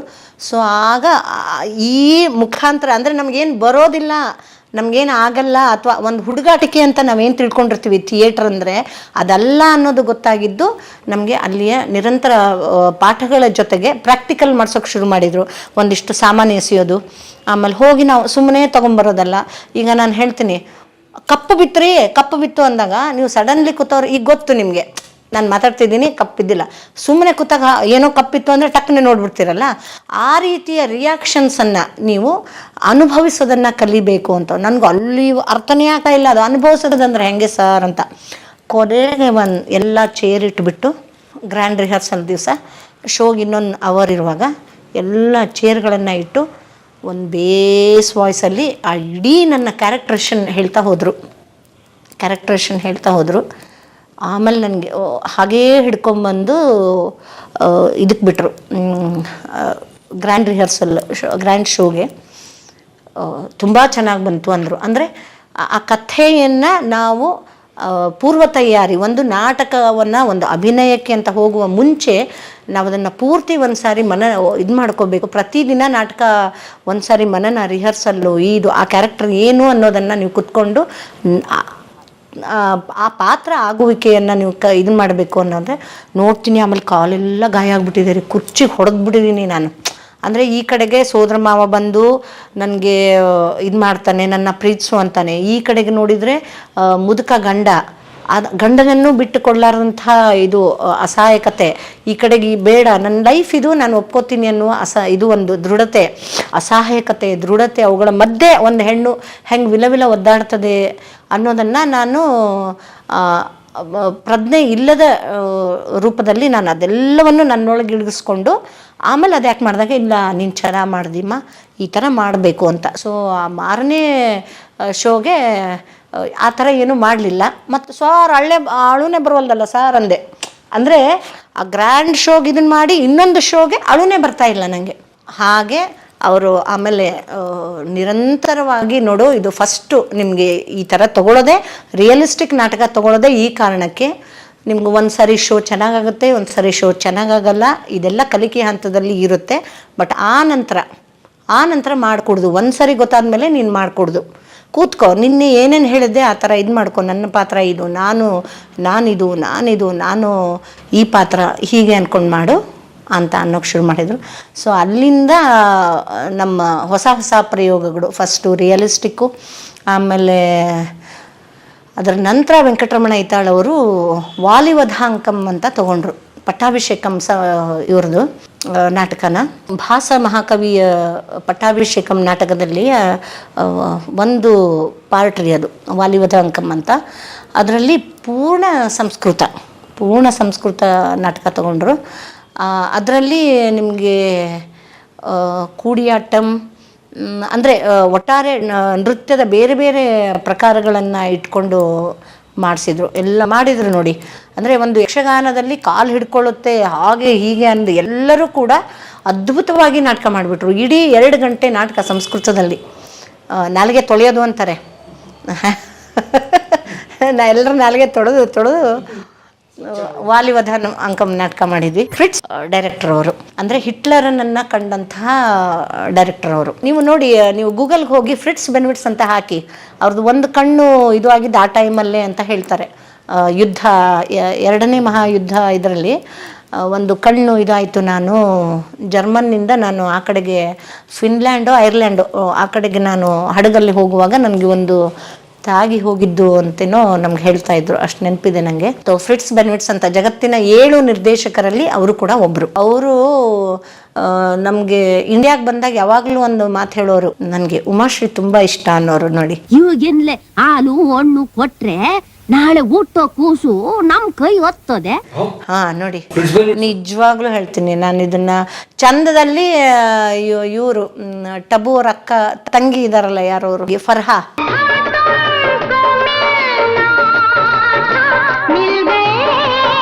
ಫರ್ಹಾ, ಚಂದ ಇದರಲ್ಲಿ ಫರ್ಹಾ, ಇಂಡಿಯಾದಲ್ಲಿ ಆಕ್ಟಿಂಗ್ ಅಲ್ಲಿ ನಂಗೆ ಉಮಾಶ್ರೀ ಅಂತ ಅನ್ನೋರು. ನೋಡಿ ಆ ಟೈಮಲ್ಲಿ ಅವ್ರು ಹೇಗೆ ಅಂದ್ರೆ NST ಅದು ಇದು ಡೆಲ್ಲಿಯಲ್ಲೆಲ್ಲ ಅವ್ರು ಇಂಡಿಯಾಕ್ಕೆ ತುಂಬ ಬರೋರು. ಉಮಾಶ್ರೀ ಅವ್ರನ್ನ ಹೇಗೆ ಗುರುತಿಸಿದ್ರು ನಮಗೆ ನೋಡಿ. ಆ ಟೈಮಲ್ಲಿ ಅವ್ರು ನನ್ಗೆ ಹೇಳಿದ ನೆನಪಿದೆ, ಮಾತ್ರ ಪಕ್ಕಾನಿದೆ ಉಮಾಶ್ರೀ ಹಿಂಗೆ ಅವರು ಆ ಜರ್ಮನ್ ಆ್ಯಕ್ಸೆಂಟಲ್ಲಿ ಹೌದು ಹೇಳಿದರು. ಯಾಕಂದ್ರೆ ಉಮಾಶ್ರೀ ಅವರು ಥಿಯೇಟ್ರೆಲ್ಲ ವರ್ಕ್ ಮಾಡಿದ್ರಲ್ವಾ ಆ ಟೈಮಲ್ಲಿ. ಅವರು ಆ ಬೆಂಗಳೂರು ಥಿಯೇಟ್ರ್ ಬಗ್ಗೆ ಅವ್ರಿಗೆ ಗೊತ್ತಿತ್ತು ಅನ್ಕೋತೀನಿ. ನಮಗೆಲ್ಲ ಮೈ ರೋಮಾಂಚನ ಆಗ್ಬಿಟ್ಟಿತ್ತು ನಮಗೆ. ಅದು ಫರ್ಹಾ, ಚಂದ ಅಂದರೆ ಫರ್ಹಾ ಅನ್ನೋರು. ಅವರು ನಮಗೆ ಮಿಡ್ ಸಮರ್ ನೈಟ್ಸ್ ಡ್ರೀಮ್ ತೊಗೊಂಡಿದ್ರು. ಅದರಲ್ಲಿ ನಾನು ಹರ್ಮಿಯಾ ಕ್ಯಾರೆಕ್ಟರ್ ಮಾಡಿದ್ದೆ. ಅದರಲ್ಲೂ ಕೂಡ ತುಂಬ ನನ್ನ ಕಣ್ಣುಗಳು ಇಷ್ಟ ಅಂದ್ಬಿಟ್ಟು ಸುಮಾರು ಫೋಟೋಸ್ ತಗೊಂಡು ನಾನು ನನ್ನ ಇದರಲ್ಲಿ ಹಾಕ್ತೀನಿ ಲೈಬ್ರರಿನಲ್ಲಿ ಅಂತ ಹೇಳೋರು ಅವರು. ಆಮೇಲೆ ಅವ್ರ ಜೊತೆಗೆ ಒಂದೆರಡು ಹಾಸ್ಯ ಪ್ರಸಂಗ ಏನು ಅಂತಂದರೆ ಮೌಂಟನ್ ಅನ್ನೋರು, ಅವರು ರೈಸ್ ಮೌಂಟನ್ ಅನ್ನೋರು. ಆಮೇಲೆ ಅಲ್ಲಿ ಹೆಗ್ಗೋಡಲ್ಲಿ ಇದು ಅಲ್ರಿ ಗೇರು, ಗೋಡಂಬಿ ಹಣ್ಣು. ನಾವು ಪೆಕ್ರು, ನಾನು ಮತ್ತು ನನ್ನ ಕ್ಲಾಸ್ಮೇಟ್ ಒಬ್ಳು ರಾಜೇಶ್ವರಿ ಅಂತ ಕ್ಯಾಟ್ ಓಡಾಡ್ರು, ಇಬ್ಬರು ಕ್ಯಾಟ್ ಓಡಾಡ್ರು. ಒಂಚೂರು ಟೈಮ್ ಸಿಕ್ತಲ್ಲೋ ಪಕ್ಕದ್ದು ಹೈಸ್ಕೂಲ್ ಗುಡ್ಡಕ್ಕೆ ಹೋಗಿ ಗೇರು ಹಣ್ಣು ಹರ್ಕೊಂಡೆ ಅಥವಾ ಇನ್ನೊಂದು ಹಲಸಿನ ಹಣ್ಣು ಹರ್ಕೊಂಬಂದೆ. ಒಟ್ಟು ಇಂಥವು ಓಡಾಡ್ತಾನೆ ನಮ್ಮದು. ಹಾವಿರ್ತಾವಲ್ಲೇ ಹೋಗ್ಬೇಡ್ರಲ್ಲೇ ಅನ್ನೋರು. ಸಂಡೇ ಬಂತು ಅಂದರೆ ಅರ್ಧ ಡೇ ಕೊಟ್ಟುಬಿಟ್ರೆ ಬಡ ಬಡ ಅರ್ಬಿ ತೊಗೊಂಡು ಕೆರೆಗೆ ಹೋಗ್ಬಿಡ್ತಿದ್ವಿ. ಜಂಬೇಸವ್ರು ಎಲ್ಲಿ ಹೋಗ್ಯಾರ ನೋಡಿ, ಅವು ಎರಡು ಕತ್ತೆಗಳು ಕರ್ಕೊಂಬರ್ರಿ ಕೆರೆಗೆ ಹೋಗಿ ಬಿದ್ದಿಗಿದ್ರೆ ಆಮೇಲೆ ಅವ್ರ ಅವ್ವ ಅಪ್ಪಗೆ ನಾ ಏನು ಹೇಳಬೇಕು, ಕರ್ಕೊಂಬರ್ರಿ ಅನ್ನೋರು ಅವಾಗ ಪ್ರಿನ್ಸಿಪಾಲ್ ಅವರು CR ಜಂಬೆ, ಚಿದಂಬರರಾವ್ ಜಂಬೆ ಅಂತ. ಆ ಹಣ್ಣುಗಳನ್ನು ಹೋಗಿ ಕಿಡಿಗೆಯಲ್ಲಿ ಹಾಯಿಸಿ ಇವ್ರಿಗೆ ಕೊಡೋದು, ಬೆನಿಟ್ಸ್ ಅವ್ರಿಗೆ. ಅವ್ರು ತಿನ್ಕೊಂಡು ಅವರು ತಿನ್ನೋದು, ನಾವು ತಿನ್ನೋದು. ಮಾರನೇ ದಿವಸ ಧ್ವನಿ ಬರ್ತದೆ. ಜಂಬೆ ಸರಿಗೆ ಗ್ಯಾರಂಟಿ ಗೊತ್ತು, ಇವೆರಡೇ ಮಾಡಿರ್ತವೆ. ರಾಜೇಶ್ವರಿ, ಲಕ್ಷ್ಮಿ ಬಾ ಇಲ್ಲಿ ಕಬರಳ್ಳಿ, ಏನು ಮಾಡಿದ್ರಿ ಸರ್, ಏನು ಮಾಡಿದ್ವಿ ಅಂದರೆ ನಮಗೆ ಅಷ್ಟು ಗೊತ್ತಾಗ್ತಿರ್ಲಿಲ್ಲ ಸಡನ್ಲಿ. ಏನು ಮಾಡಿವಿ, ಹಣ್ಣು ಕೊಡೋದು ತಪ್ಪ ಅಂತ ನಮ್ಮ ಇದರಲ್ಲಿ ಕೊಡೋದು ಕೊಟ್ಟಿರಿ. ಯಾವ ಹಣ್ಣು ಕೊಟ್ಟಿರಿ ಅನ್ನು, ಸಾರ್ ಅಲ್ಲಿದ್ವಲ್ಲ ಇವು ಗೋಡಂಬಿ ಕೊಟ್ಟಿರಿ ಸಾರ್ ಅಂದು. ಆ ಧ್ವನಿ ಏನು ಬಂದಿದ್ದ ನಾಟಕಕ್ಕೆ ನೀವು ಪಾಪ ನಿಮ್ಮ ಧ್ವನಿ ಹಾಳು ಮಾಡ್ಕೊಡಲ್ದೆ ಅಜ್ಜನ ಧ್ವನಿನೂ ಹಾಳು ಮಾಡ್ತಿರಲ್ಲ ನೀವು. ಏನು ಜರ್ಮನಿಗೆ ಈಗ ಕಳಿಸ್ಬೇಕಂತ ಮಾಡಿದಾರೋ ಏನು ಕಥೆನೋ ಅಂತ. ಇಂಥ ತರಲೆಗಳು ನಾವು. ಆಮೇಲೆ ಇದೆಲ್ಲದ್ರ ಮಧ್ಯೆ ನಮ್ಮದು ಅದು ಕೂಡ ಒಳ್ಳೆ ಸಕ್ಸಸ್ ಆಯಿತು ನಾಟಕ. ಆಮೇಲೆ ಒಂದು ಮ್ಯಾಕ್ಸಿಮ್ ಗಾರ್ಕಿದು ಈ ಕೆಳಗಿನವರು ಅಂತ ತೊಗೊಂಡ್ರು. ಸೊ ಈ 4 ಪ್ರೊಡಕ್ಷನ್ನು ಅಂದರೆ ಒಂದಕ್ಕಿಂತ ಒಂದು ನೋಡಿ. ಫಸ್ಟಿಗೆ ಪೂರ್ಣ ಇಂಡಿಯನ್ ರಂಗಭೂಮಿ ಅಂದರೆ ಪುರಾತನ ಯಕ್ಷಗಾನ.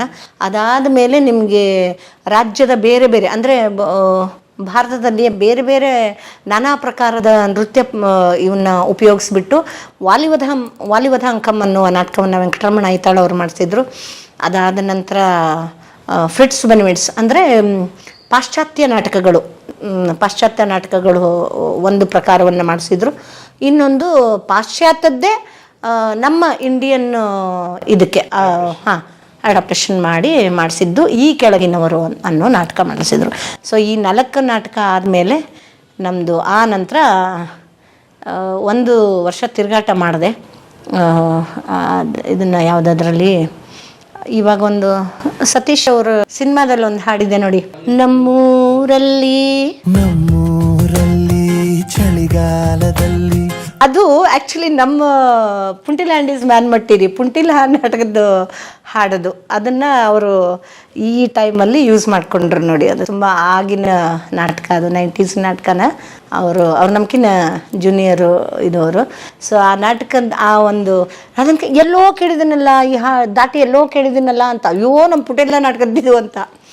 ಸೊ ಆ 1 ವರ್ಷ BV ಕಾರಂತವರ ಪಂಜರ ಶಾಲೆ, ಇಕ್ಬಾಲ್ ಅಮ್ಮದವರು ಮಾಡಿಸಿದ್ರು ಪಂಜರ ಶಾಲೆ. ಆಷಾಢದ ಒಂದು ದಿನ ಅಕ್ಷರಣ್ಣ ಮಾಡಿಸಿದ್ರು, ಪುಂಟಿಲ ಜಂಬೆ ಸರ್ ಮಾಡಿಸಿದ್ರು. ಪಂಜರ ಶಾಲೆ ಇವರು ಇಕ್ಬಾಲ್ ಅಮ್ಮದವರು ಮಾಡಿಸಿದ್ರು.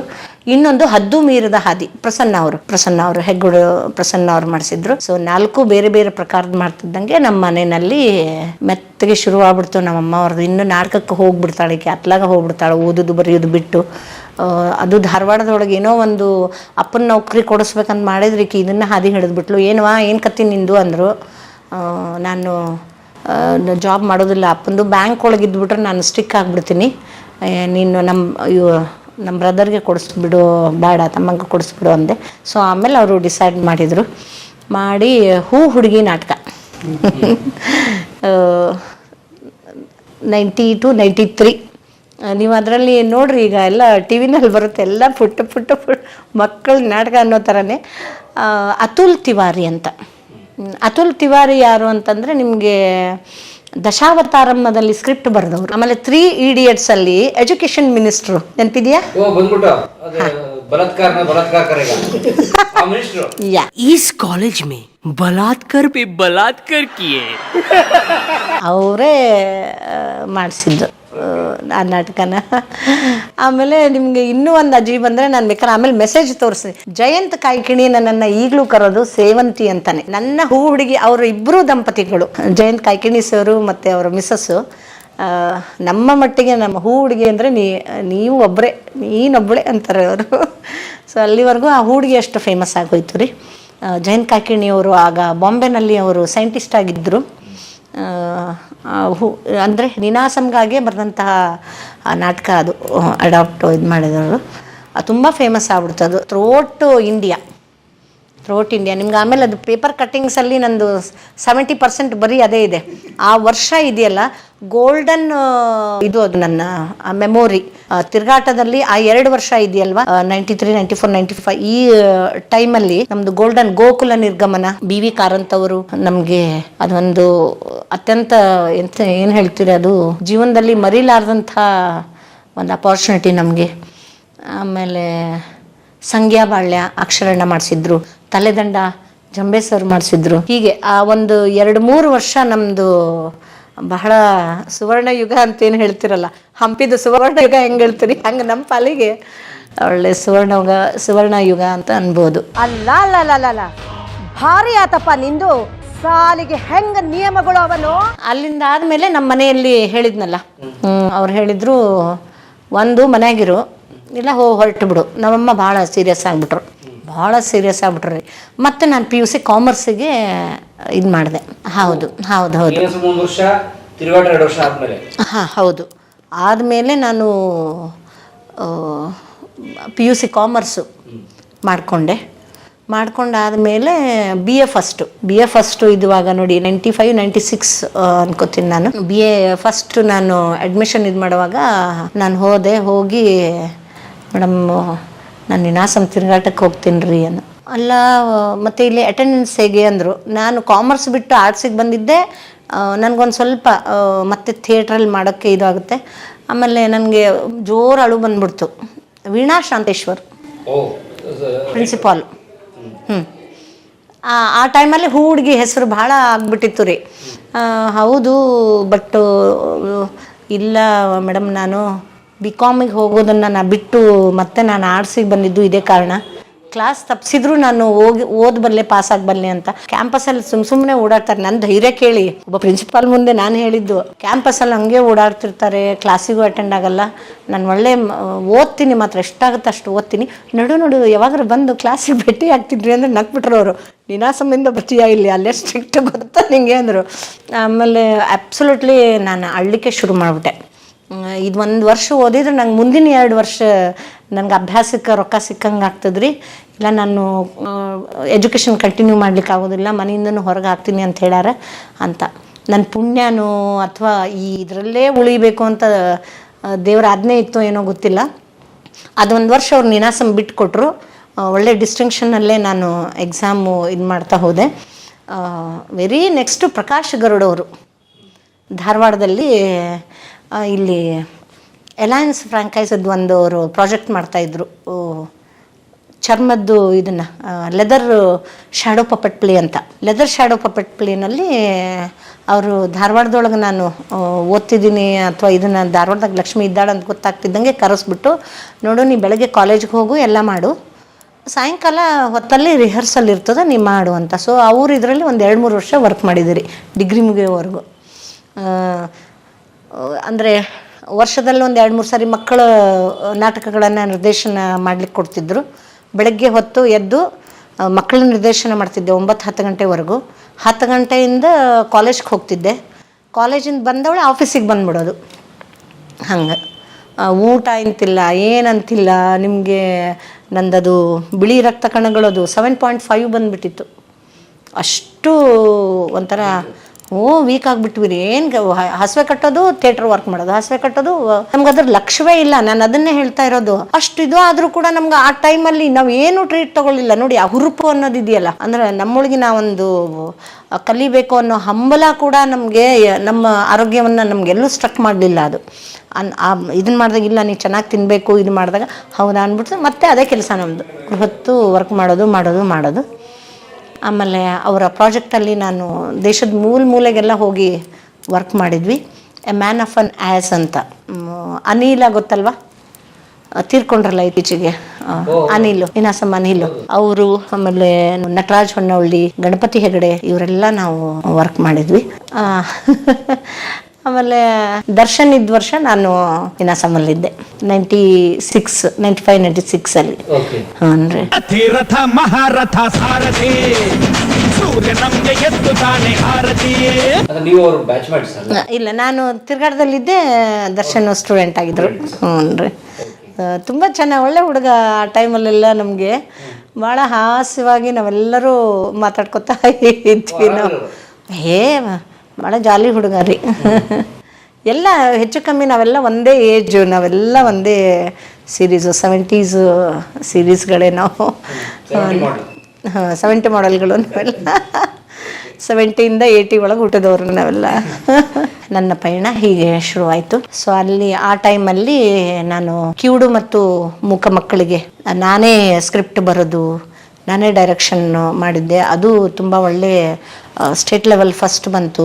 ಬೇರೆ ಬೇರೆ ಕಡೆಗೆ ಥಿಯೇಟರ್ ಕ್ಲಾಸಸ್ಸು, ಆಮೇಲೆ ಮಕ್ಕಳಿಗೆ ನಾಟಕಗಳನ್ನು ತಗೊಳ್ಳೋದು. ಆ ಟೈಮಲ್ಲಿ ನಮಗೆ ಬಹುಶಃ 24 ಗಂಟೆ ಅನ್ನೋದು 48 ಗಂಟೆ ಆದರೂ ಸಾಲ್ತಾ ಇರಲಿಲ್ವೇನೋ, ಅಷ್ಟೊಂದು ವರ್ಕ್ ಮಾಡಿದ್ವಿ. ಆ ವರ್ಕು ಅನ್ನೋದಕ್ಕಿಂತ ಅದ್ರ ಜೊತೆ ಕಲಿತ್ವಿ ನಾವು ರಂಗಭೂಮಿಯ ಇದನ್ನು. ಸೊ ಅಲ್ಲಿಂದ ಮದುವೆ ಆಯಿತು. ಇವರು ನಮ್ಮ ಫ್ಯಾಮಿಲಿ ಫ್ರೆಂಡು. ಸೊ ಡಿಸೈಡ್ ಮಾಡಿದ್ವಿ ನಾವು, ಅಂದರೆ ಥಿಯೇಟರ್ ಅವ್ರನ್ನ ಇದು ಮಾಡಿಕೊಂಡ್ರೆ ನಮ್ಗೆ ಅದು ಏನೋ ಗೊತ್ತಿಲ್ಲ. ಆ ಟೈಮಲ್ಲಿ ಇವ್ರ ಜೊತೆಗೆ ನಮ್ಮದು ಮದುವೆ ಆಯಿತು. ಫ್ಯಾಮಿಲಿ ಫ್ರೆಂಡ್ಸು ಅಲ್ಲ, ಇತ್ತು ಆಗಲಿಲ್ಲ ಅಷ್ಟೇ. ಅಂದರೆ ಆ ಟೈಮಲ್ಲಿ ನಮಗೆ ಆ ಥರದ್ದು ಒಂದು ಜೊತೆ ಸಿಗಲಿಲ್ವೋ ಅಥವಾ ಏನೋ ಇದು ಗೊತ್ತಿಲ್ಲ. ಅಥವಾ ನಮ್ಮ ಅಂದರೆ ಎಲ್ಲರೂ ಒಂದು ಅಭದ್ರತೆಯಲ್ಲೇ ನಾವು ಜೀವನ ಮಾಡ್ತಾ ಇದ್ದಿದ್ದರಿಂದ, ನಾನು ಧಾರವಾಡದಲ್ಲಿ ಇದ್ದಿದ್ದರಿಂದ, ಸೊ ಇವ್ರು ನಮ್ಮ ಫ್ಯಾಮಿಲಿ ಫ್ರೆಂಡು. ನನಗೇನಿತ್ತು ಅಂದರೆ ಇವರು ಮದುವೆ ಮಾಡ್ಕೊಂಡ್ಬಿಟ್ರೆ ನಮಗೆ ಸಪೋರ್ಟ್ ಮಾಡ್ತಾರೆ. ಮೊದಲಿಂದ ಪರಿಚಯ ಅಲ್ಲ ರೀ ನಮ್ಮ ಕಡೆಯವರು, ರೊಟ್ಟಿ ತಿನ್ನೋರು. ಇಲ್ಲಿ ಬಂದೆಲ್ಲ ಅನ್ನ ತಿನ್ನೋದು ಅಭ್ಯಾಸ ಮಾಡ್ಕೊಂಡಾರ ನಮ್ಮ ಮನೆಯವರು. ಹಿಂಗಾಗಿ ಸೊ ಮದುವೆ ಆದಮೇಲೆ ಇವರು ಏರ್ಫೋರ್ಸಲ್ಲೇ ಇದ್ದರು. ಇನ್ನೂ 99 ನಂದು ಡಿಗ್ರಿ ಮುಗಿದಿತ್ತು. ಹುಡುಗಿ ಮುಗಿದ್ಮೇಲೆ ನಾನು ಅನಂತ್ನಾಗ್ ಅವ್ರ ಜೊತೆಗೆ ಗಂಗವ್ವ ಗಂಗಮಾಯಿ ಅನ್ನೋ ಒಂದು ಸಿನಿಮಾ ಮಾಡಿದೆ.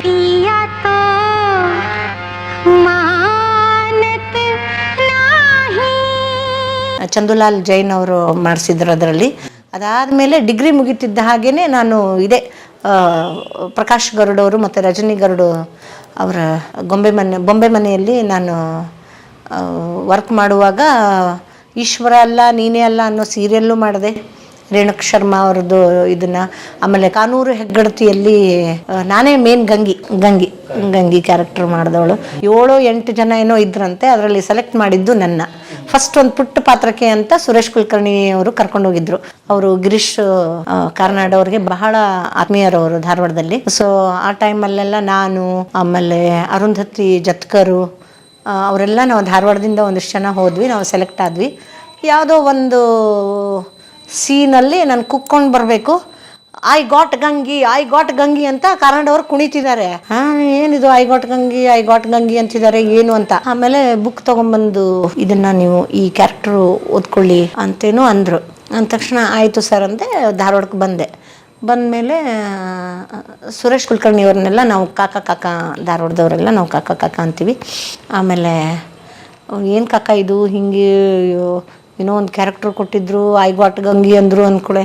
ಹಾಂ ಅಂದರು ಅವರು. ಸುರೇಶ್ ಕುಲಕರ್ಣಿಯವರು ಮತ್ತೆ ನಮ್ಮನ್ನು ಕರ್ಕೊಂಡು ಹೋದರು. ಸೊ ಅಲ್ಲೆಲ್ಲ ಒಂದು ವ್ಯವಸ್ಥೆ, ಒಂದೇನೋ ಚೇರ್ ಇಟ್ಟಾರೆ, ನಾ ಹೇಳ್ದಂಗೆ ನೀನು ಆ್ಯಕ್ಟ್ ಮಾಡು ಸಾಕು ಅಂದರು. ಆಮೇಲೆ ಅವರೇನೋ ಹೀಗೆ ಒಂದು ಇದನ್ನು ಸುಮ್ಮನೆ ಏನೇನೋ ಹೇಳ್ತಾ ಹೋದರು. ಅದನ್ನು ನಾನು ಎನಾಕ್ಟ್ ಮಾಡ್ತಾ ಹೋದೆ. ಅಂದ ತಕ್ಷಣ ಬಂದುಬಿಟ್ಟು ಆಮೇಲೆ ಕಾಂಗ್ರಾಟ್ಸ್ ಅಂತ ಹೇಳ್ತಿದ್ದಾರೆ. ನನಗೆ ಅಲ್ಲಿವರೆಗೂ ಅಂದರೆ ಒಂದು ಎದ್ದೋದ್ರು ಖಾದಿ ಹಾದಿ, ಆಮೇಲೆ ಅನಂತ್ನಾಗ್ ಅವ್ರ ಜೊತೆಗೆ ವರ್ಕ್ ಮಾಡಿದ್ದೆ ಹೌದು. ಆದರೆ ಒಂದು ದೊಡ್ಡ ಬ್ಯಾನರಲ್ಲಿ ಆ ಸಿನಿಮಾದ ರೀತಿ ನೀತಿಗಳು ನಮಗೇನು ಗೊತ್ತಿಲ್ಲ. ಎಲ್ಲರೂ ಬಂದು ವಿಶ್ ಮಾಡ್ತಿದ್ದಾರೆ, ಇದು ಮಾಡ್ತಿದ್ದಾರೆ. ಗಂಗಿ ನೀವು ಅಂತ. ಗಂಗಿ ಏನು ಕತ್ತಿ ನಮ್ಗೆ ಗೊತ್ತೇ ಇಲ್ಲ. ಕಾನೂರು ಹೆಗ್ಗಡತಿ ಓದಿರಲಿಲ್ಲ ನಾನು. ಏನು ಕತ್ತಿ ಏನು ಓದಂತ ಹೇಳಿದ್ರು. ಅಷ್ಟೇ ಹಿಂಗೆ ಕಣ್ಣು ಹಾಸಿದ್ದೆ. ಅದರೊಳಗಿದ್ದು ಇಷ್ಟೇ ಒಂದು ಪುಟ್ಟ ಪಾತ್ರ ಬರುತ್ತೆ ರೀ ಅದು ಕಾದಂಬರಿಯಲ್ಲಿ. ಇದಕ್ಕೆ ಯಾಕೆ ಇಷ್ಟೊಂದು ಕಾಂಗ್ರೆಟ್ಸ್ ಹೇಳ್ತಿದ್ದಾರೆ, ಏನು ಕತೆ ಅಂದರೆ ಒಂದು ಕಾದಂಬರಿಯ ಕಥೆ ಬೇರೆ, ಸ್ಕ್ರಿಪ್ಟ್ ಆಗಿ ಒಂದು ಕ್ಯಾರೆಕ್ಟರ್ನ ಬೆಳೆಸೋದು ಬೇರೆ ಅನ್ನೋದೆಲ್ಲ ನಮ್ಗೆ ಗೊತ್ತಿರಲಿಲ್ಲ. ಆಮೇಲೆ ಬಂದು ನೀನೇ ಗಂಗಿ ಇದರಲ್ಲಿ ಆ ಕಾದಂಬರಿಯಲ್ಲಿ ಏನಿದೆಯೋ ಅದಕ್ಕೆ ಹೆಚ್ಚಿನ ಲಿಫ್ಟ್ ಕೊಟ್ಟು ನಾವು ತುಂಬ ಚೆನ್ನಾಗಿ ಬೆಳೆಸಿದ್ದೀವಿ. ತುಂಬ ಒಳ್ಳೆಯ ಪಾತ್ರ ಅದು ಒಂದು 7-8 ಮುಖ್ಯ ನಟಿಯರನ್ನು ಇದನ್ನು ಮಾಡಿ ಕೊನೆಗೆ ನಿಮ್ಮನ್ನು ಸೆಲೆಕ್ಟ್ ಮಾಡಿದ್ದೀವಿ ನಾವು, ಹೊಸ ಮುಖ ಬೇಕು ಅಂಥೇಳಿ ಅಂತಂದರು. ಸೊ 3 ತಿಂಗಳು ನಾವು ಹಿಂದಿಯ ಕಾನೂರು ಕಿ ಠಕುರಾಣಿಯಲ್ಲೂ ನಾನೇ ಗಂಗಿ, ಅದರಲ್ಲಿ ಭಾಗೀರಥಿ ಬಾಯಿ ಕದಂ ನಿಮ್ಗೆ ಗೊತ್ತಲ್ವಾ, ಆಸಾಮಲ್ಲಿ ಇದಾರಲ್ಲ ಅವರು ಹಿಂದಿನಲ್ಲಿ ಹೆಗ್ಗಡತಿ ಕ್ಯಾರೆಕ್ಟರ್ ಮಾಡಿದ್ದು, ಅದರಲ್ಲೂ ಗಂಗಿ ನಾನು. ಕನ್ನಡದಲ್ಲಿ ಬಂದು ತಾರಾ ಅವ್ರು ಮಾಡಿದ್ದು, ಅದರಲ್ಲೂ ನಾನು ಗಂಗಿ ಪಾತ್ರ. 3 ತಿಂಗಳು ನಾನು ತೀರ್ಥಹಳ್ಳಿಯಲ್ಲಿ ಕಾರ್ನಾಡ್ ಅವ್ರ ಜೊತೆಗಿದ್ವಿ. ಆ ಟೈಮಲ್ಲೇ ಅವ್ರಿಗೆ ಜ್ಞಾನಪೀಠ ಪ್ರಶಸ್ತಿ ಬಂದಿದ್ದು. ಆ ಸಮಯದಲ್ಲೇ ನನಗೆ ರಾಜಕೀಯವಾಗಿ ಅವರು ನನಗೆ ಕಾರ್ನಾಡ್ ಅವ್ರದ್ದು ನಮಗೆ ಬೇಕಾಗಿಲ್ಲ, ಬಟ್ ಒಬ್ಬ ವ್ಯಕ್ತಿಯಾಗಿ ಬಹಳ ಹಂಬಲ್ಡ್ ಪರ್ಸನ್ ಅವರು. ಅಂದರೆ ಪ್ರತಿಯೊಬ್ಬರಿಗೂ ರೆಸ್ಪೆಕ್ಟ್ ಕೊಟ್ಟು ಮಾತಾಡೋದು. ಆಮೇಲೆ ಒಬ್ಬ ಲೈಟ್ ಬಾಯ್ ಅಂತಲ್ಲ, ಒಬ್ಬರು ಇದು ಅಂತಲ್ಲ, ಎಲ್ಲರ ಜೊತೆಗೆ ಸಮನಾಗಿ ಒಂದು ಮೂವ್ ಆಗುವಂಥ ವ್ಯಕ್ತಿ. ಅವ್ರ ಜೊತೆಗೆ 2-3 ಪ್ರಾಜೆಕ್ಟ್ ಮಾಡಿದೆ ನಾನು. ಆಮೇಲೆ ಊಟಕ್ಕೂ ಕೂಡ ಅಷ್ಟೇ ರೀ, ಅವರು ನಾವೆಲ್ಲ ತಟ್ಟೆ ಹಿಡ್ಕೊಂಡು ಹಿಂಗೆ ಬಂದಾಗ ನಾವು ಹಿಂದೆ ಸರಿದ್ಬಿಟ್ರೆ ಯಾಕೆ ನೀವು ನಿಂತಿದ್ರೆ ನಿಲ್ಲಿ, ನಾನು ಹಿಂದೆ ನಿಲ್ಲಬೇಕು ಅಂದರೆ ತಟ್ಟೆ ಕೈಯಲ್ಲಿ ತೊಗೊಂಡು ಬಂದೆ ಕ್ಯೂ ಅಲ್ಲೇ ಹಚ್ಕೊಂಡು ಊಟ ಮಾಡುವಂಥವ್ರು. ಆಮೇಲೆ ತುಂಬ ವರ್ಕೋಹಾಲಿಕ್ಕು. ಮಧ್ಯಾಹ್ನ ಅದು ಏನು ಹಿಂಗೆ ಮಲ್ಕೊಂಡ್ಬಿಟ್ಟು ಒಂದು 10 ನಿಮಿಷ ಗೊರಕೆ ಹೊಡೆದು ಎದ್ದು ಬಿಡೋರು, ಮತ್ತೆ ಫ್ರೆಶ್ ಆಗಿಬಿಡೋರು. ಕಾನೂರು ಹೆಗ್ಗಡತಿಯಲ್ಲಿ ಅವರು ಎಂಥೆಂಥ ದಿಗ್ಗಜರ ಮಧ್ಯ ನಾವು ಒಬ್ಬರು ಹೊಸಬ್ರು ಆ್ಯಕ್ಟ್ ಮಾಡಿದ್ವಿ ಅಂತ ಈಗ ಅನಿಸುತ್ತೆ ನಮಗೆ. ನೀವು ಕಾನೂರು ಹೆಗ್ಗಡತಿ ನೋಡಿಬಿಟ್ರೆ ಎಂಥೆಂಥ ದಿಗ್ಗಜ ನಟ ನಟಿಯರು ಅದರಲ್ಲಿ. ಆಮೇಲೆ ಒಂದು ಸಾರಿ ಕಿಚ್ಚುನಲ್ಲಿ ಮಾಡುವಾಗ ಉಮಾಶ್ರೀ ಅವರು ಹೇಳೇಬಿಟ್ರು, ತುಂಬ ಚೆನ್ನಾಗಿ ಮಾಡಿದ್ದೀರಿ, ನಂಗೆ ಭಾಳ ಇಷ್ಟ ಆಗೋಯ್ತು ನಿಮ್ಮ ಕ್ಯಾರೆಕ್ಟರ್ ಅಂತ. ಅದು ಧನ್ಯೋಸ್ಮಿ ಅಂದೆ ನಾನು ರೀ. ಆಮೇಲೆ ಅದು ರಾಜ್ಯ ಪ್ರಶಸ್ತಿ ಬಂತು ಅದಕ್ಕೆ. ಅದರಲ್ಲೇನೋ ಒಂದು ಪ್ರಾಣಿ ವಧೆ ಮಾಡೋದಿದೆ, ಹಾಗಾಗಿ ಅದು ಕೆಲವು ಪ್ರಶಸ್ತಿಗಳಿಂದ ವಂಚಿತ ಆತು. ಬಿಟ್ಟರೆ ಅದರಲ್ಲಿ ಹಾಗೇ ಇದೆಯಲ್ವ, ಕಾಡಿನ ಕಥೆಗಳಲ್ಲಿ ಬೇಟೆ ನಾಯಿಗಳು ಇದು ಮಾಡ್ಕೊಳ್ಳೋದು, ಆಮೇಲೆ ಕುರಿಗಳನ್ನು ಇದು ಮಾಡೋದು, ಆ ಕಥೆನೇ ಆಗಿದ್ದರಿಂದ ಕೆಲವು ಇದು ಪುರಸ್ಕಾರಗಳು ಆ ಸಿನಿಮಾಗೆ ತಪ್ಪಿದ್ವು. ಮತ್ತು ಅಲ್ಲಿಂದ ನೆಕ್ಸ್ಟು ನಾನು ಮದುವೆ ಆಯಿತು. ಮದುವೆ ಆದಮೇಲೆ ನಾನು MA ಫೋಕು, ನಾನು BA ನಾನು ಡಿಸ್ಟಿಂಕ್ಷನ್ನೆಲ್ಲ ಆಯಿತು ನಂದು. ಇದೆಲ್ಲದರ ಮಧ್ಯ BA ಡಿಸ್ಟಿಂಕ್ಷನ್ ಅಂದರೆ ನಾನು ಇದನ್ನು ತಗೊಂಡಿದ್ದೆ, ಆಪ್ಷನಲ್ ಕನ್ನಡ, ರಿಲಿಜಿಯನ್ ಮತ್ತು ಹಿಸ್ಟ್ರಿ. ರಿಲಿಜಿಯನ್ ನನಗೆ ಹೈಯೆಸ್ಟ್ ಮಾರ್ಕ್ಸ್ ಬಂತು, 88 ಮಾರ್ಕ್ಸ್ ಬಂತು ನನ್ನ ಯೂನಿವರ್ಸಿಟಿಗೆ ಫಸ್ಟ್ ಬಂತದು. ಸೊ ಆನಂತರ MA ಫೋಕು, ಇದು ತುಂಬ ರಗಳೆ ಆಗಿಬಿಡುತ್ತೆ, ಎಕ್ಸ್ಟರ್ನಲ್ ಮಾಡೋಣ ಅಂತ ಎಕ್ಸ್ಟರ್ನಲ್ ಹಾಕಿದ್ದೆ. ಸೊ ಈ ಕಾನೂರು ಹೆಗ್ಗಡತಿ ಅದು ಇದು ಮದುವೆ ಎಲ್ಲ ಆಗ್ತಿದ್ದಂಗೆ ಡಿಸೈಡ್ ಮಾಡಿದ್ವಿ ನಾವು ಬೆಂಗಳೂರಿಗೆ ಬರೋದು. ಯಾಕಂದ್ರೆ ಬಹಳ ಓಪನ್ನಾಗಿ ಒಂದು ಮಾತು ನಾನು ಹೇಳಬೇಕು ಅಂದರೆ, ಇದರಲ್ಲಿ ಬೆಂಗಾಲಲ್ಲಿ ಮತ್ತು ಮಹಾರಾಷ್ಟ್ರದಲ್ಲಿ ಮತ್ತು ನಮ್ಮ ಕರ್ನಾಟಕದ ತುಳುನಾಡಿನಲ್ಲಿ ನಾವು ನಾಟಕ ಮಾಡಿನೂ ಬದುಕಬಹುದು. ಆದರೆ ನಮ್ಮ ಸಾಮಾನ್ಯವಾಗಿ ನಾವು ಬರೀ ನಾಟಕ ಮಾಡಿಕೊಂಡು, ಅದರಲ್ಲೂ ನಾನು ನಿರ್ದೇಶಕಿ ಅಲ್ಲ, ಅಂದರೆ ಡಿರೆಕ್ಷನ್ ಇದನ್ನು ಮಾಡಿಕೊಂಡು ದುಡ್ಡು ಸಿಗುತ್ತೆ ಅನ್ನುವ ಇದನ್ನು ನನ್ನದಾಗಿರಲಿಲ್ಲ ಆಯ್ಕೆ. ನಾನು ನಟಿ, ಏನೇ ಹೊಸ ಹೊಸ ಪಾತ್ರಗಳು ಎಕ್ಸ್ಪೆರಿಮೆಂಟಲ್ ನಾನು ಮಾಡ್ತಾ ಹೋಗ್ಬೋದೇ ಹೊರತಾಗಿ ವಾಟ್ ನೆಕ್ಸ್ಟ್ ಬದುಕು ನೋಡಿ, ಒಂದು ಬದುಕು ಮುಂದೆ ನಿಂತಾಗ ನಾವು ನಮ್ಮ ಆಯ್ಕೆಗಳು ಹೀಗೆ ಕವಲು ಹೊಡೆಯೋಕ್ಕೆ ಶುರುವಾಗ್ತದೆ. ಆಮೇಲೆ ಆ ಟೈಮಲ್ಲಿ ಬೆಂಗಳೂರಲ್ಲಿದ್ದ ನನ್ನ ಕೆಲವು ನಿನಾಸಂ ಸ್ನೇಹಿತರು, ಇಲ್ಲ ನೀನು ಧಾರವಾಡ ಬಿಟ್ಟು ಬೆಂಗಳೂರಿಗೆ ಬರೋದು ಒಳ್ಳೆಯದು, ಇನ್ನೂ ಹೂ ಹುಡುಗಿ ಹವಾ ಭಾಳ ಅದ ಇಲ್ಲಿ ಬೆಂಗಳೂರೊಳಗೆ ಸದ. ಹೂ ಹುಡುಗಿ ಬೆಂಗಳೂರಿಗೆ ಬಂದಾಳಂದ್ರೆ ನಿನ್ಗೆ ಅದೊಂದು ಸಾಕು ನಿನಗೆ ಒಳಗೆ ಹೊಕ್ಕೊಳ್ಳಿಕ್ಕೆ ಅಂತ. ಸೊ ಅವರ ಒಂದು ಇದಕ್ಕೆ ಶೈಲಾ, ಧರ್ಮೇಂದ್ರ ಅವರೆಲ್ಲ ನಮಗೆ ತುಂಬ ಒಳ್ಳೆಯ ಸ್ನೇಹಿತರು ಈಗಲೂ ಕೂಡ. ಅವರು ಹೇಳಿದ್ರು ಇಲ್ಲ ಬೆಂಗಳೂರಿಗೆ ಬಂದುಬಿಟ್ರೆ ಒಳ್ಳೆಯದು ಅಂತ. ಸೊ ನಾನು ಬಂದಿದ್ದೀನಿ ಅನ್ನೋ ಇದನ್ನು ನಮ್ಮ ಫ್ರೆಂಡ್ಸ್ ಎಲ್ಲ, ಅಂದರೆ ಆಗ ಇನ್ನೂ ಉದಯ, ಆಮೇಲೆ ಈ TV ಶುರುವಾಗಿತ್ತು ರೀ. ETV ಶುರುವಾಗಿತ್ತು. ETVಯಲ್ಲಿ ಇರೋರು ಎಲ್ಲರೂ ಆಲ್ಮೋಸ್ಟ್ ಆಲು ಸಾಹಿತ್ಯವನ್ನು ಆರ್ಕೊಂಡು ಕುಡ್ಕೊಂಡವರು ಮತ್ತು ರಂಗಭೂಮಿ ನುರಿತರು. ನಮಗೆ ಈಗ ಅನಿಸುತ್ತೆ ನಮಗೆ ETVಯಲ್ಲಿ ನಾವು ನಮಗೆ ಬದುಕೆ ಕೊಟ್ಬಿಡ್ತಾ ಆ ಟೈಮಿಗೆ ಅನಿಸ್ಬಿಡ್ತು ನನಗೆ. ಆಮೇಲೆ ಉದಯನೂ ಅಷ್ಟೇ, ಆ ಟೈಮಲ್ಲಿ ಒಳ್ಳೆ ಸೀರಿಯಲ್ಗಳು ಇದ್ವು. ಅಂದರೆ ಓದ್ಕೊಂಡವರಿದ್ದರು, ಹೆಚ್ಚಿನ ಜನ ಓದ್ತಿದ್ರು. ಆಮೇಲೆ ರಂಗಭೂಮಿಯಲ್ಲಿ ಕೆಲಸ ಮಾಡ್ತಾರೆ ಅಂತಂದರೆ ಒಂದು ನಂಬಿಕೆ ಮೇಲೆ ಪಾತ್ರ ಕೊಡ್ತಾಯಿದ್ರು. ಸ್ಕ್ರೀನ್ ಟೆಸ್ಟು, ಲುಕ್ ಟೆಸ್ಟು ನೀವು ಕೇಳಲೇಬೇಡಿ ಏನೂ ಇಲ್ಲ. ನನಗೆ ಇವು ಪರಮೇಶ್ ಅವರು ಹತ್ರ ನಾನು ಆ್ಯಕ್ಟಿಂಗ್ ಮಾಡಿಸ್ತೀನಿ ರೀ ಕಳಿಸಿ ಅಂದರೆ ಒಬ್ಬ ನಿರ್ದೇಶಕ ಒಬ್ಬ ನಟರನ್ನ ತಯಾರು ಮಾಡ್ತಾ ಇದ್ರು. ತಯಾರಾದ ನಟರನ್ನ ದುಡಿಸ್ಕೊಳ್ತಾ ಇರಲಿಲ್ಲ. ಒಬ್ಬ ನಿರ್ದೇಶಕ ಒಬ್ಬ ನಟರನ್ನ ತನಗೆ ಹೇಗೆ ಬೇಕೋ ಆ ರೀತಿಯ ಪಾತ್ರಗಳನ್ನು ನಾನು ಮಾಡಿಸಬಲ್ಲೆ ಅನ್ನುವಂತಹ ಒಂದು ಇದರಿಂದ ಬಂದವರು ನಾವು. ಅಲ್ಲಿಂದ ಹಿಡಿದು ಈ 22 ವರ್ಷಗಳವರೆಗೂ ನಮ್ಮ ಕಲಾದೇವತೆ ಕಲಾ ಸರಸ್ವತಿ ನಮ್ಮನ್ನು ಕಾಪಾಡ್ಕೊಂಡು ಬಂದಳು. ಸೊ ಒಂದರ ಮೇಲೊಂದು ಒಳ್ಳೆ ಪ್ರಾಜೆಕ್ಟ್ಗಳು ನನಗೆ ಸಿಕ್ಕು. ಧಾರಾವಾಹಿಗಳು ETVಯಲ್ಲಂತೂ ನಾವು 2-3 ಆ ಕಡೆ ಉದಯದಲ್ಲೂ ಮಾಡ್ತಿದ್ವಿ ರೀ, ಈ ಕಡೆಗೆ ETVನಲ್ಲೂ ಮಾಡ್ತಿದ್ವಿ. ETV ಕ್ಲೋಸ್ ಆಗೋವರೆಗೂ ನಮ್ಮದು ಅಷ್ಟೊಂದು ಸೀರಿಯಲ್ಗಳನ್ನು ಮಾಡಿದ್ವಿ ನಾವು. TN ಸೀತಾರಾಮ್ ಅವರಲ್ಲಿ ಮಾಡಿದ್ವಿ, ಭೂಮಿಕಾ ಪ್ರೊಡಕ್ಷನ್ಸಲ್ಲಿ ಮಾಡಿದ್ವಿ. ಆಮೇಲೆ ತುಂಬ ಮಾಡಿದ್ದಂದರೆ ETV ಇನ್ಹೌಸ್ ಪ್ರೊಡಕ್ಷನ್ಸ್ಗಳನ್ನು ಮಾಡಿದೆ ನಾನು. ಆಮೇಲೆ ಉದಯದಲ್ಲಿ ಕೆಲವು ಭಾಳ ಅಪರೂಪದ ಕ್ಯಾರೆಕ್ಟರ್ಗಳನ್ನು ಮಾಡಿದೆ. ಆಮೇಲೆ ಈ ಫಸ್ಟಿಗೆಲ್ಲ ಏನಿತ್ತು ಅಂದರೆ ಅಳಮುಂಜಿ ಕ್ಯಾರೆಕ್ಟ್ರು, ಭಾಳ ಗ್ಲಾಮರ್ ಆಗಿರೋ ಕ್ಯಾರೆಕ್ಟ್ರು. ಆಮೇಲೆ ಗ್ಲಿಸರಿನ್ ಇಲ್ಲದೆ ಕಣ್ಣಲ್ಲಿ ನೀರು ಸುರಿಸುವಂಥ ಕ್ಯಾರೆಕ್ಟ್ರು ಮಾಡಿದ್ವಿ. ಮುಕ್ತ, ಮಳೆ ಬಿಲ್ಲು, ಸವಿಗಾನದ ಹಕ್ಕಿ ಹಾಡಿ ಮುಕ್ತ ಅದರಲ್ಲೆಲ್ಲ ಮಾಡಿದ್ವಿ. ಮಗು ಆಯಿತು, ಕುಹು ಹುಟ್ಟಿದ್ಲು 2007ನಲ್ಲಿ. ಆ ಪ್ರೆಗ್ನೆಂಟ್ ಇರುವಾಗಲೂ ಕೂಡ ನಾನು ಒಂದು ನಾಟಕ ಮಾಡಿದೆ. ಪ್ರೆಗ್ನೆಂಟ್ ಇರುವಾಗ 2002 HRD ಫೆಲೋಶಿಪ್ ಹೋಲ್ಡರ್ ನಾನು. ಜೂನಿಯರ್ ಫೆಲೋಶಿಪ್ ಹೋಲ್ಡರ್ ನಾನು. ನಟನೆ ಮೇಲೆ ಇದು ಮಾಡಿದ್ವಿ. ಸೊ ಮದುವೆ ಆಗಿ ಇಲ್ಲಿ ಬಂದ ಮೇಲೆ 1-2 ಅಬಾರ್ಷನ್ ಆಯಿತು ನನ್ನ ಮಗುವಿಂದು. ಇದಾದ ತಕ್ಷಣ ಆ ಟೈಮಲ್ಲೇ ನಾವು ಮಲ್ಲಿನಾಥ ಧ್ಯಾನ ಅನ್ನುವ, ನಿಮ್ಗೆ ಆಮೇಲೆ ತೋರಿಸ್ತೀನಿ, ನಾನು Shaila Bhavani first time in south India 3 ಕಥೆಗಳನ್ನು ಇಟ್ಕೊಂಡು ಶಂಕರ್ ನಾಗ್ ಅವರ ಮನೆಯಲ್ಲಿ, ಅವರ ಇದರಲ್ಲಿ ಹೊಸೂರು ರೋಡಲ್ಲಿ ಇದೆಯಲ್ಲ ರೀ, ಅಲ್ಲಿ 15 ದಿವಸ ಇದ್ವಿ ನಾವು. ರಂಗಶಂಕರದ ಫೌಂಡೇಶನ್ ಅವತ್ತು ಗುದ್ಲಿ ಪೂಜೆ ಆದಾಗ ಪ್ರಜ್ವಲ್ ಇನ್ನೂ SSLC ಹುಡುಗ. ಆಮೇಲೆ ದೇವರಾಜ್ ಅವರು ಬಂದಿದ್ದರು, ಅರುಂಧತಿ ನಾಗ್ ಅವರ ಮನೆಯಲ್ಲಿ ಅವ್ರಿಗೆ ನಮ್ಗೆ 15 ದಿವಸ ಇರೋಕ್ಕೆ ಅವಕಾಶ ಮಾಡಿಕೊಟ್ಟು ಅವ್ರು ನೋಡಿ ಅವಾಗ ರಂಗಶಂಕರ ಇಡೀ ದಿವಸ ಬೆಳಗ್ಗೆ ರಂಗಶಂಕರದ ಕಟ್ಟಡದ ಅದಕ್ಕೆ ಬೇಕಾದ ಇದನ್ನೆಲ್ಲ ಓಡಾಡಿಕೊಂಡು ರಾತ್ರಿ ಬಂದು ಅವರು ತಾವೇ ಅಡುಗೆ ಮಾಡಿಕೊಂಡು ಊಟ ಮಾಡೋರು.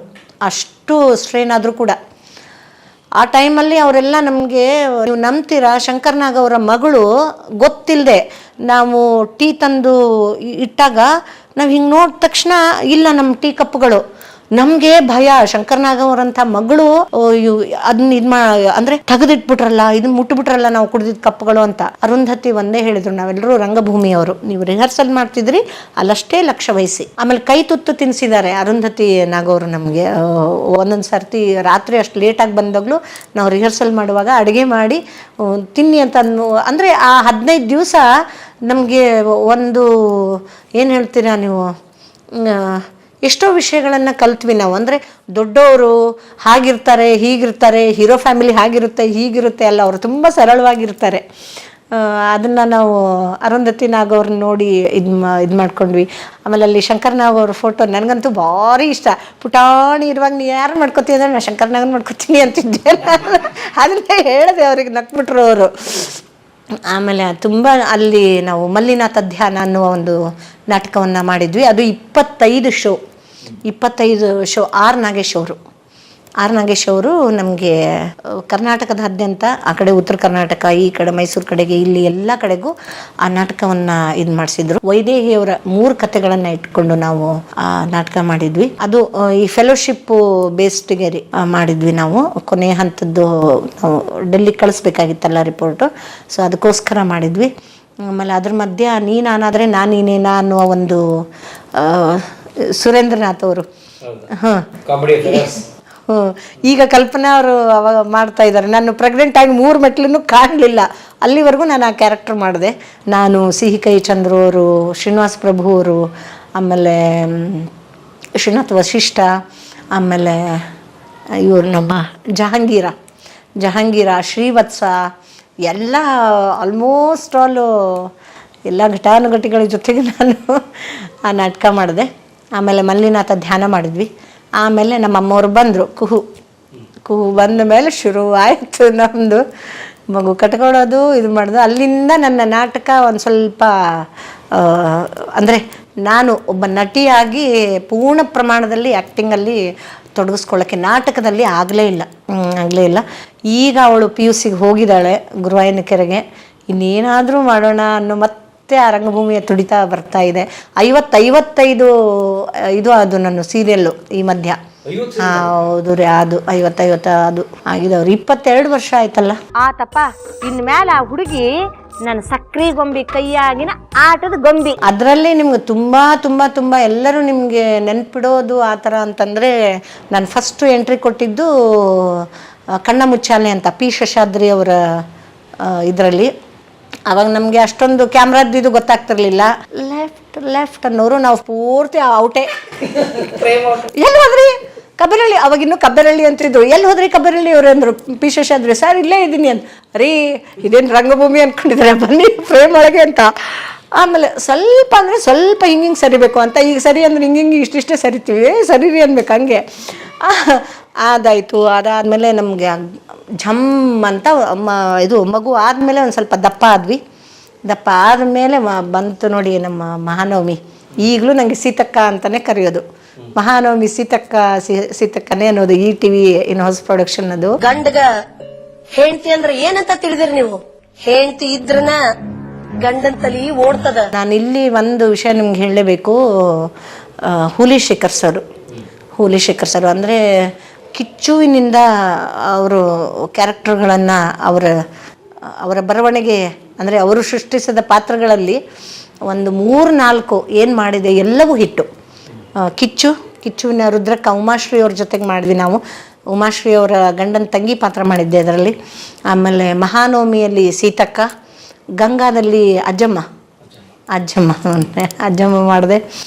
ಅವರ ಒಂದು 3-4 ಪ್ರೊಡಕ್ಷನ್ಗಳಲ್ಲಿ ಎಲ್ಲವೂ ಭಾಳ ಒಳ್ಳೆಯ ಹೆಸರುವಾಸಿ ಆಯಿತು. ಅದು ಜಿ ಕನ್ನಡ ಇದು. ಗಂಗಾ ಅಂತೂ ಅದು ಕೂಡ ಒಂದು ಮೈಲಿಗಲ್ಲೇ. ಯಾಕಂದರೆ 2.5 ವರ್ಷದಲ್ಲಿ ಒಂದು ಅಜ್ಜಮ್ಮ ಆಗಿ ಬಂದು ಇಡೀ 1 ವರ್ಷ ಸೊಂಟ ಬಗ್ಸಿ ಮಾಡಿದ್ದು. ಸೊ ಒಂದು ಮೆಮೊರಿ ನೆನಪಿಡುವಂಥ ಒಂದು ಕ್ಯಾರೆಕ್ಟರ್. ಅದಾದಮೇಲೆ ಇಲ್ಲಿ ಅವರು ಆನಂದ್, ಅಲ್ಲಿ ಅಜ್ಜಮ್ಮ, ಇಲ್ಲಿ ಯಂಗಮ್ಮ. ತುಂಬ ಸಣ್ಣ ಇದ್ದೇವೆ, ಮತ್ತೆ ವಾಪಸ್ಸು ಆಗಿದ್ದೀವಿ ಮೋಟು. ಅಲ್ಲದ ನೋಡ್ರಿ, ಅಲ್ಲಿ ಅಜ್ಜಮ್ಮ, ಇಲ್ಲಿ ಯಂಗಮ್ಮ, ಇದು ಹೆಂಗಮ್ಮ ಅಂತ. ಅದು ಒಳ್ಳೆ ನಮಗೆ ಫೇಸ್ಬುಕ್ಕಲ್ಲೆಲ್ಲ ಅದನ್ನೇ ಹಾಕೋರು, ಅಲ್ಲಿ ಅಜ್ಜಮ್ಮ, ಇಲ್ಲಿ ಹೆಂಗಮ್ಮ, ಇದು ಹೆಂಗಮ್ಮ ಅಂತ. ಸೊ ಅದಾದಮೇಲೆ ಒಂದು ಬ್ಲಂಟ್ ಕಟ್ಟು, ಫುಲ್ ಇಷ್ಟೇ ಕಟ್ ಮಾಡಿಸ್ಕೊಂಡಿದ್ದೆ ನಾನು. ಇಷ್ಟುದ್ದ ಹೇರ್ ಇದ್ದಿದ್ದು ಇಷ್ಟೇ ಕಟ್ ಮಾಡಿಸ್ಕೊಂಡಿದ್ದೆ ರಾಧಾ ಕಲ್ಯಾಣಕ್ಕೆ. ಅದ ನಂಗೆ ಈ ವಿಗ್ ಎಲ್ಲ ಹಾಕೋಕ್ಕೆ ಇಷ್ಟ ಇರಲಿಲ್ಲ. ಹೌದು ರೀ, ತುಂಬಾ ಜನ ನಾನು ನೋಡ್ತಾರೆ, ಹೇರು ಇದು ವಿಗ್ಗಾ ಏನ್ ಕತೆನಾ ಅಂತ ಕೇಳ್ತಾರೆ. This is my lovely lady, my Appu dog, ನಮ್ಮ ಅಜ್ಜಿ. ಹಾಯ್. ಸೊ ಮೇನ್ ಏನು ಅಂದರೆ ಹೆಲ್ತಿನ ಬಗ್ಗೆ ತುಂಬ ನಾನು ಅಂದರೆ ಸಿಕ್ಕಿದ್ದೆಲ್ಲ ತಿನ್ನೋದು ಅದಲ್ಲ. ನಾವು ಧಾರವಾಡ ತರಕಾರಿ ಮನುಷ್ಯರ, ಧಾರವಾಡ ಎಮ್ಮಿಗಳೇ. ತರಕಾರಿ ಇದ್ಬಿಟ್ರೆ ಮುಗಿದೋತು ನಮಗೆ. ಸೊ ಒಬ್ಬ ನಟರಿಗೆ ಆರೋಗ್ಯ ತುಂಬ ಮುಖ್ಯ ಅಂತ ಹೇಳೋದು ನಾನು. ಸಿನಿಮಾ ಬೆರಳೆನ್ಕೇರಿ. ಇಲ್ಲ ಸಿನಿಮಾ ನಂಗೆ ಬಂತು. ಹುಡುಗಿ ಟೈಮಲ್ಲಂತೂ ನೀವು ನಂಬ್ತಿರೋ ಬಿಡ್ತಿರೋ, ಹೀರೋಯಿನ್ ಮಾಡೋಕ್ಕೆಲ್ಲ ನನಗೆ ಆಫರ್ಗಳು ಬಂದಾಗ ಒಂದು ಪರಮೇಶ್ವರ್ ಅವರೇ, ನಾನು ಏನು ಹೇಳ್ತೀನಿ ಅಂದರೆ, ಸಿನಿಮಾಕ್ಕೆ ಹೋಗಬೇಕು ಅಂದರೆ ಹಿಂದೆ ಯಾರೋ ಒಬ್ಬರು ಇರಲೇಬೇಕು. ನೀವು ಹಾಗೇ ನುಗ್ತೀನಿ ಅಂತ ಆದರೆ, ಒಬ್ಬ ಗಾಡ್ ಫಾದರ್ ಅಂತ ಹೇಳ್ತಾ ಇಲ್ಲ ನಾನು. ನಮ್ಮ ಥಿಯೇಟ್ರಿನ ಪ್ರಪಂಚನೇ ಬೇರೆ, ಸಿನಿಮಾ ಕಮರ್ಷಿಯಲ್ಲು. ಅಲ್ಲಿ ಎಲ್ಲವೂ ಕಮರ್ಷಿಯಲ್ ಆಗಿಯೇ ನೋಡುವಂಥ ಟೈಮಲ್ಲಿ ನಾನು ಕಲಾತ್ಮಕ ಚಿತ್ರಗಳನ್ನೇ ನಾನು ಆಯ್ಕೆ ಮಾಡಿಕೊಂಡು ಯಾಕೆ ಮಾಡಿದೆ ಅಂತಂದರೆ, ರಂಗಭೂಮಿಯ ಹೆಚ್ಚಿನ ಆಕರ್ಷಣೆ ಒಂದು. ಕಮರ್ಷಿಯಲಲ್ಲಿ ನನಗೆ ಬ್ಯಾಕ್ ಬೋನ್ ಅಂತ ತಾಯಿ ಆಗಲಿ ಯಾರ ಹಿಂದೆ ಬರ್ತಾ ಇರಲಿಲ್ಲ. ಏನೇ ಇದು ಆಗ್ಬಿಟ್ರು ನನ್ನ ಲೈಫ್ ಹಾಳಾಗ್ಬಿಡುತ್ತೆ ಅನ್ನೋ ಹೆದರಿಕೆ ನನಗೆ. ಅಂದರೆ ಒಂದು ಸರಿಯಾದ ಸಿನಿಮಾಗಳ ಆಯ್ಕೆ ಇಲ್ಲದೆ ಹೋದರೆ, ಅಥವಾ ಅಲ್ಲೇ ಇನ್ನೇನೋ ನನಗೆ ಒಂದು ಸಪೋರ್ಟ್ ಆಗಿ ನಿಲ್ಲೋಕ್ಕೆ ಏನೂ ಇಲ್ಲದೆ ಹೋದರೆ, ಅಂಥ ಒಂದು ಇದರಲ್ಲಿ ಕಮರ್ಷಿಯಲ್ ಇದರಲ್ಲಿ ನನಗೆ ದಕ್ಕುತ್ತೋ ಇಲ್ಲೋ ಅಂತ ಅದು ನಾನು ಹೆಂಗೆ ಹೇಳಬೇಕು ಅನ್ನೋದು ಗೊತ್ತಾಗ್ತಿಲ್ಲ ನನಗೆ. ಅಂದರೆ ಹಿಂದೆ ಒಬ್ಬರು ನೋಡ್ಕೊಳ್ಳೋರು ಇರಬೇಕು, ವ್ಯವಹಾರಿಕವಾಗಿ ಇರ್ಬೋದು, ಏನೇ ಇರ್ಬೋದು. ಸಿನಿಮಾಗಳಲ್ಲಿ ಹಿಂದೊಬ್ಬರು ಬೇಕು ನೋಡ್ಕೊಳ್ಳೋಕ್ಕೆ. ನನಗೆ ಆ ಥರದ್ದು ಯಾರೂ ಇರಲಿಲ್ಲ. ಮದುವೆ ಆದಮೇಲೂ ಕೂಡ ಏನಾಯಿತು ಅಂದರೆ, ನಮ್ಮ ಮನೆಯವರು ಸುಮಾರು ವರ್ಷ ಇದರಲ್ಲಿದ್ದರು, ಏರ್ಫೋರ್ಸಲ್ಲಿ, ಮೈಸೂರಲ್ಲಿದ್ದರು, ನಾನು ಬೆಂಗಳೂರಲ್ಲಿದ್ದೆ. ಹೀಗಾಗಿ ನಾವು ಥಿಯೇಟ್ರ್ ಒಂದು ರೀತಿಯಿಂದ ನಮಗೆ ಅದು ಸೇಫು ಮತ್ತು ಕಲಿಕೆ. ಅದ್ರ ಜೊತೆಗೆ ಸೀರಿಯಲ್ಲು ನನಗೆ ಒಂಥರ ಒಟ್ಟಾರ ಥರ. ನಾನು ಹೇಳೋದು, ಸಿನಿಮಾ ಅನ್ನೋದು ಒಂದು ದೊಡ್ಡ ಏನು ಹೇಳ್ತೀರಿ, ಎಸ್ಟೇಟಲ್ಲಿರೋ ಒಂದು ಬಂಗ್ಲೆ ಥರ ಸಿನಿಮಾ. ಸೀರಿಯಲ್ ಅಂತಂದರೆ ನಿಮಗೆ ಒಂಥರ ಜಾಬ್ ಥರ, ಇಲ್ಲ ಅಂದರೆ ವಠಾರದಲ್ಲಿದ್ದಂಗೆ. ಅಂದರೆ ಗ್ರೂಪಲ್ಲಿ ಇರ್ತೀವಿ, ಒಂದು ಸೇಫು, ಮತ್ತು ಮಂತ್ಲಿ ನಮಗೆ ಇನ್ಕಮ್ಮು ಇಷ್ಟು ಬರುತ್ತೆ ಅನ್ನೋ ಕಲ್ಪನೆ ಇರ್ತದ್ರಿ ಇದರಲ್ಲಿ.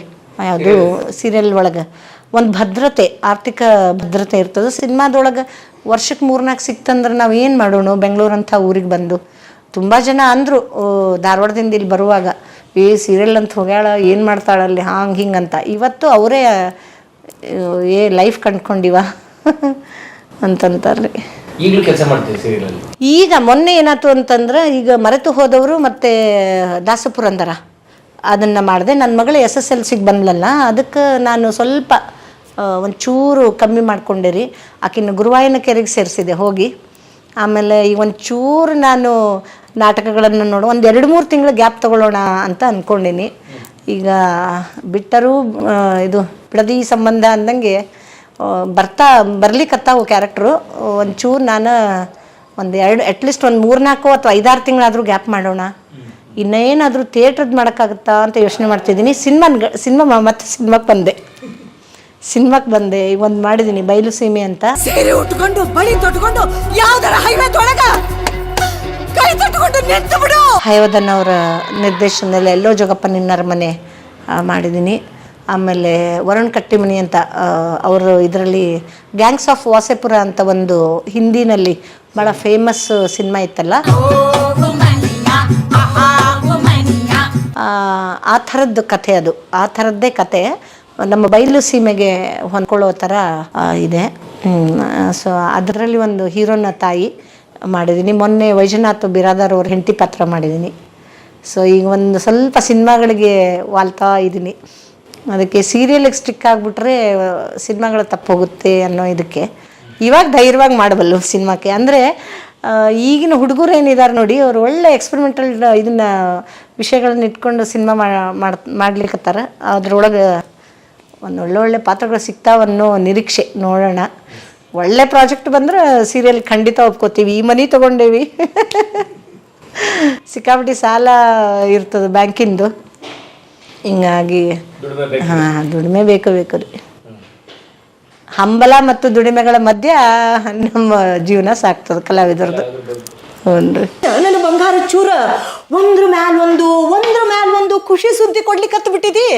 ಶಿಕ್ಷಣ M A in performing arts. BA ಮುಗಿದ ತಕ್ಷಣ ನನ್ನ ಮದುವೆ ಆಯ್ತು ಅಂತ ಹೇಳಿದ್ನಲ್ಲ, ಅಲ್ಲಿ ಡಿಸ್ಕಂಟಿನ್ಯೂ ಆಗಿತ್ತು ಸಿನಿಮಾ ಅದು ಇದು ಅಂತ ಫೋಕ್ ಮಾಡ್ತಾ ಇದ್ದೆ. ಆಮೇಲೆ ಅದಾದಮೇಲೆ ನಾನು 2003ರಿಂದ 2005 ಬೆಂಗಳೂರು ಯೂನಿವರ್ಸಿಟಿ ಒಳಗೆ ನಾನು MA ಮಾಡಿದ್ದೆ ರೀ, ಫಸ್ಟ್ ರ್ಯಾಂಕು. ಆ ಟೈಮಿಗೆ ಮಳೆಬಿಲ್ಲು ಮಾಡ್ತಿದ್ದೆ ನೋಡ್ರಿ. ಮಳೆಬಿಲ್ಲು, ಆಮೇಲೆ ಪರಂಪರೆ, ಇವ್ರದ್ದು ಸುನಿಲ್ ಪುರಾಣಿಕ್ ಅವ್ರದ್ದು ಪರಂಪರೆ, ಮಳೆಬಿಲ್ಲು. ಆ ಕಡೆಗೆ ಹೋಗಿ ಎಕ್ಸಾಮ್ ಬರೆಯೋದು, ಈ ಕಡೆ ಶೂಟಿಂಗ್ ಬರೋದು. ಆ ಟೈಮಿಗೆ ಮಾಡ್ತಿದ್ದೆ. ಅದೇ ಟೈಮಿಗೆ ನನಗೆ ಇದು ಬಂತು, ಮೂಡಲ ಮನೆ ಬಂತು. ಆ ಟೈಮಿಗೆ 3 ಸೀರಿಯಲ್ ಮಾಡೋದು, ಈ ಕಡೆಗೆ ನಾನು ನನ್ನ ಎಜುಕೇಷನ್ನು, ಹಾಗಾಗಿ ಅದು ತಪ್ಪು ಹೋತ್ರಿ.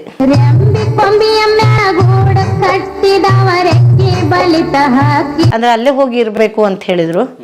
ಆಮೇಲೆ ಅವರು ಆ್ಯಕ್ಚುಲಿ ಹಿರಿ ಸೊಸೆ ಅಂತ ಅಂದ್ಕೊಂಡಿದ್ರು. ಆ ವಯಸ್ಸು ಇರಲಿಲ್ಲ ಆ ಟೈಮಿಗೆ, ನನಗೆ ನಿಭಾಯಿಸುವಂಥ ವಯಸ್ಸು ಇರಲಿಲ್ಲ. ಹಾಗಾಗಿ ಮುಂದೆ ನನಗೆ ಮಹಾನವಮಿ ಒಳಗೆ ಒಳ್ಳೆ ಪಾತ್ರಗಳು ಸಿಕ್ಕು. ಆಮೇಲೆ ಯೂನಿವರ್ಸಿಟಿ ಒಳಗೂ ಕೂಡ RT ರಮಾ ಅವರು, ಆಮೇಲೆ ಸುಧೀಂದ್ರ ಶರ್ಮಾ ಸರು, ಅವರೆಲ್ಲ ನಮ್ಮ ಪ್ರೊಫೆಸರ್ ಆಗಿದ್ದರು.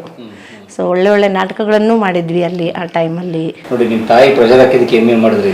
ಅದು ಎಲ್ಲ ಕ್ರೆಡಿಟ್ ನಮ್ಮ ಅಮ್ಮಂಗೆ. ಅಂದರೆ ಅವ್ರಿಗೆ ಒಂದೇನು ಅಂದರೆ ಅವ್ರು ಯಾಕೆ ನೀವು ಸ್ಟಡಿಯನ್ನು ಮಾಡು ಅಂತ ಹೇಳಿದರು ಅಂದರೆ ಅವಮಾನ. ಅಂದರೆ ಗಿರ್ಜಮ್ಮ ಏನು ಓದಿಸ್ತಾಳೆ, ಗಂಡ ಸತ್ತ ಮೇಲೆ ಏನು ಓದಿಸ್ತಾಳೆ, ಮಕ್ಳು ಹೆಂಗೆ ಮುಂದೆ ಬರ್ತಾರೆ, ಏನು ಒಂದು SSLC ಮಾಡಿಸ್ತಾರೆ, ಆಮೇಲೆ ಯಾವುದೋ ಕೆಲಸ ಮಾಡಿಸಿ ಹೆಂಗೋ ದಾಟಿಸ್ಬಿಡ್ತಾರೆ. ಹಾಗಾಗಿ ಅವರು ನನಗೆ ಪ್ರೆಷರ್ ಹಾಕಿದರು. ಹಾಗಾಗಿ ನಾವು ಮೂರೂ ಮಕ್ಕಳು ವೆಲ್ ಎಜುಕೇಟೆಡ್ ರೀ. ಆಮೇಲೆ ಶಿಕ್ಷಣ ಭಾಳ ಮುಖ್ಯ ನೋಡಿ. ಹಾಂ, ಹೌದು ರೀ. ನೀವು ಬಹುಶಃ SSLCಗೆ ಬಿಟ್ಟಿದ್ರೆ ಈ ಒಂದು ಮೆಚುರಿಟಿ ತಮಗೆ. ಹೌದೌದು, ಖಂಡಿತ. ಬಟ್ ನಾನು ಹೇಳೋದೇನು ಅಂದರೆ ಓದು ನಿರಂತರ ಆಗಿರಬೇಕು. ಈವನ್ ಆಟ್ ಪ್ರೆಸೆಂಟ್ ಕೂಡ ನನಗೆ ಈಗ ಅನ್ನಿಸ್ಲಿಕ್ಕತ್ತದ ಮತ್ತು ಓದಬೇಕು, ನಾನು ಹೊಸ ವಿಷಯಗಳವ, ಅವನ್ನ ನಾನು ತಿಳ್ಕೋಬೇಕು.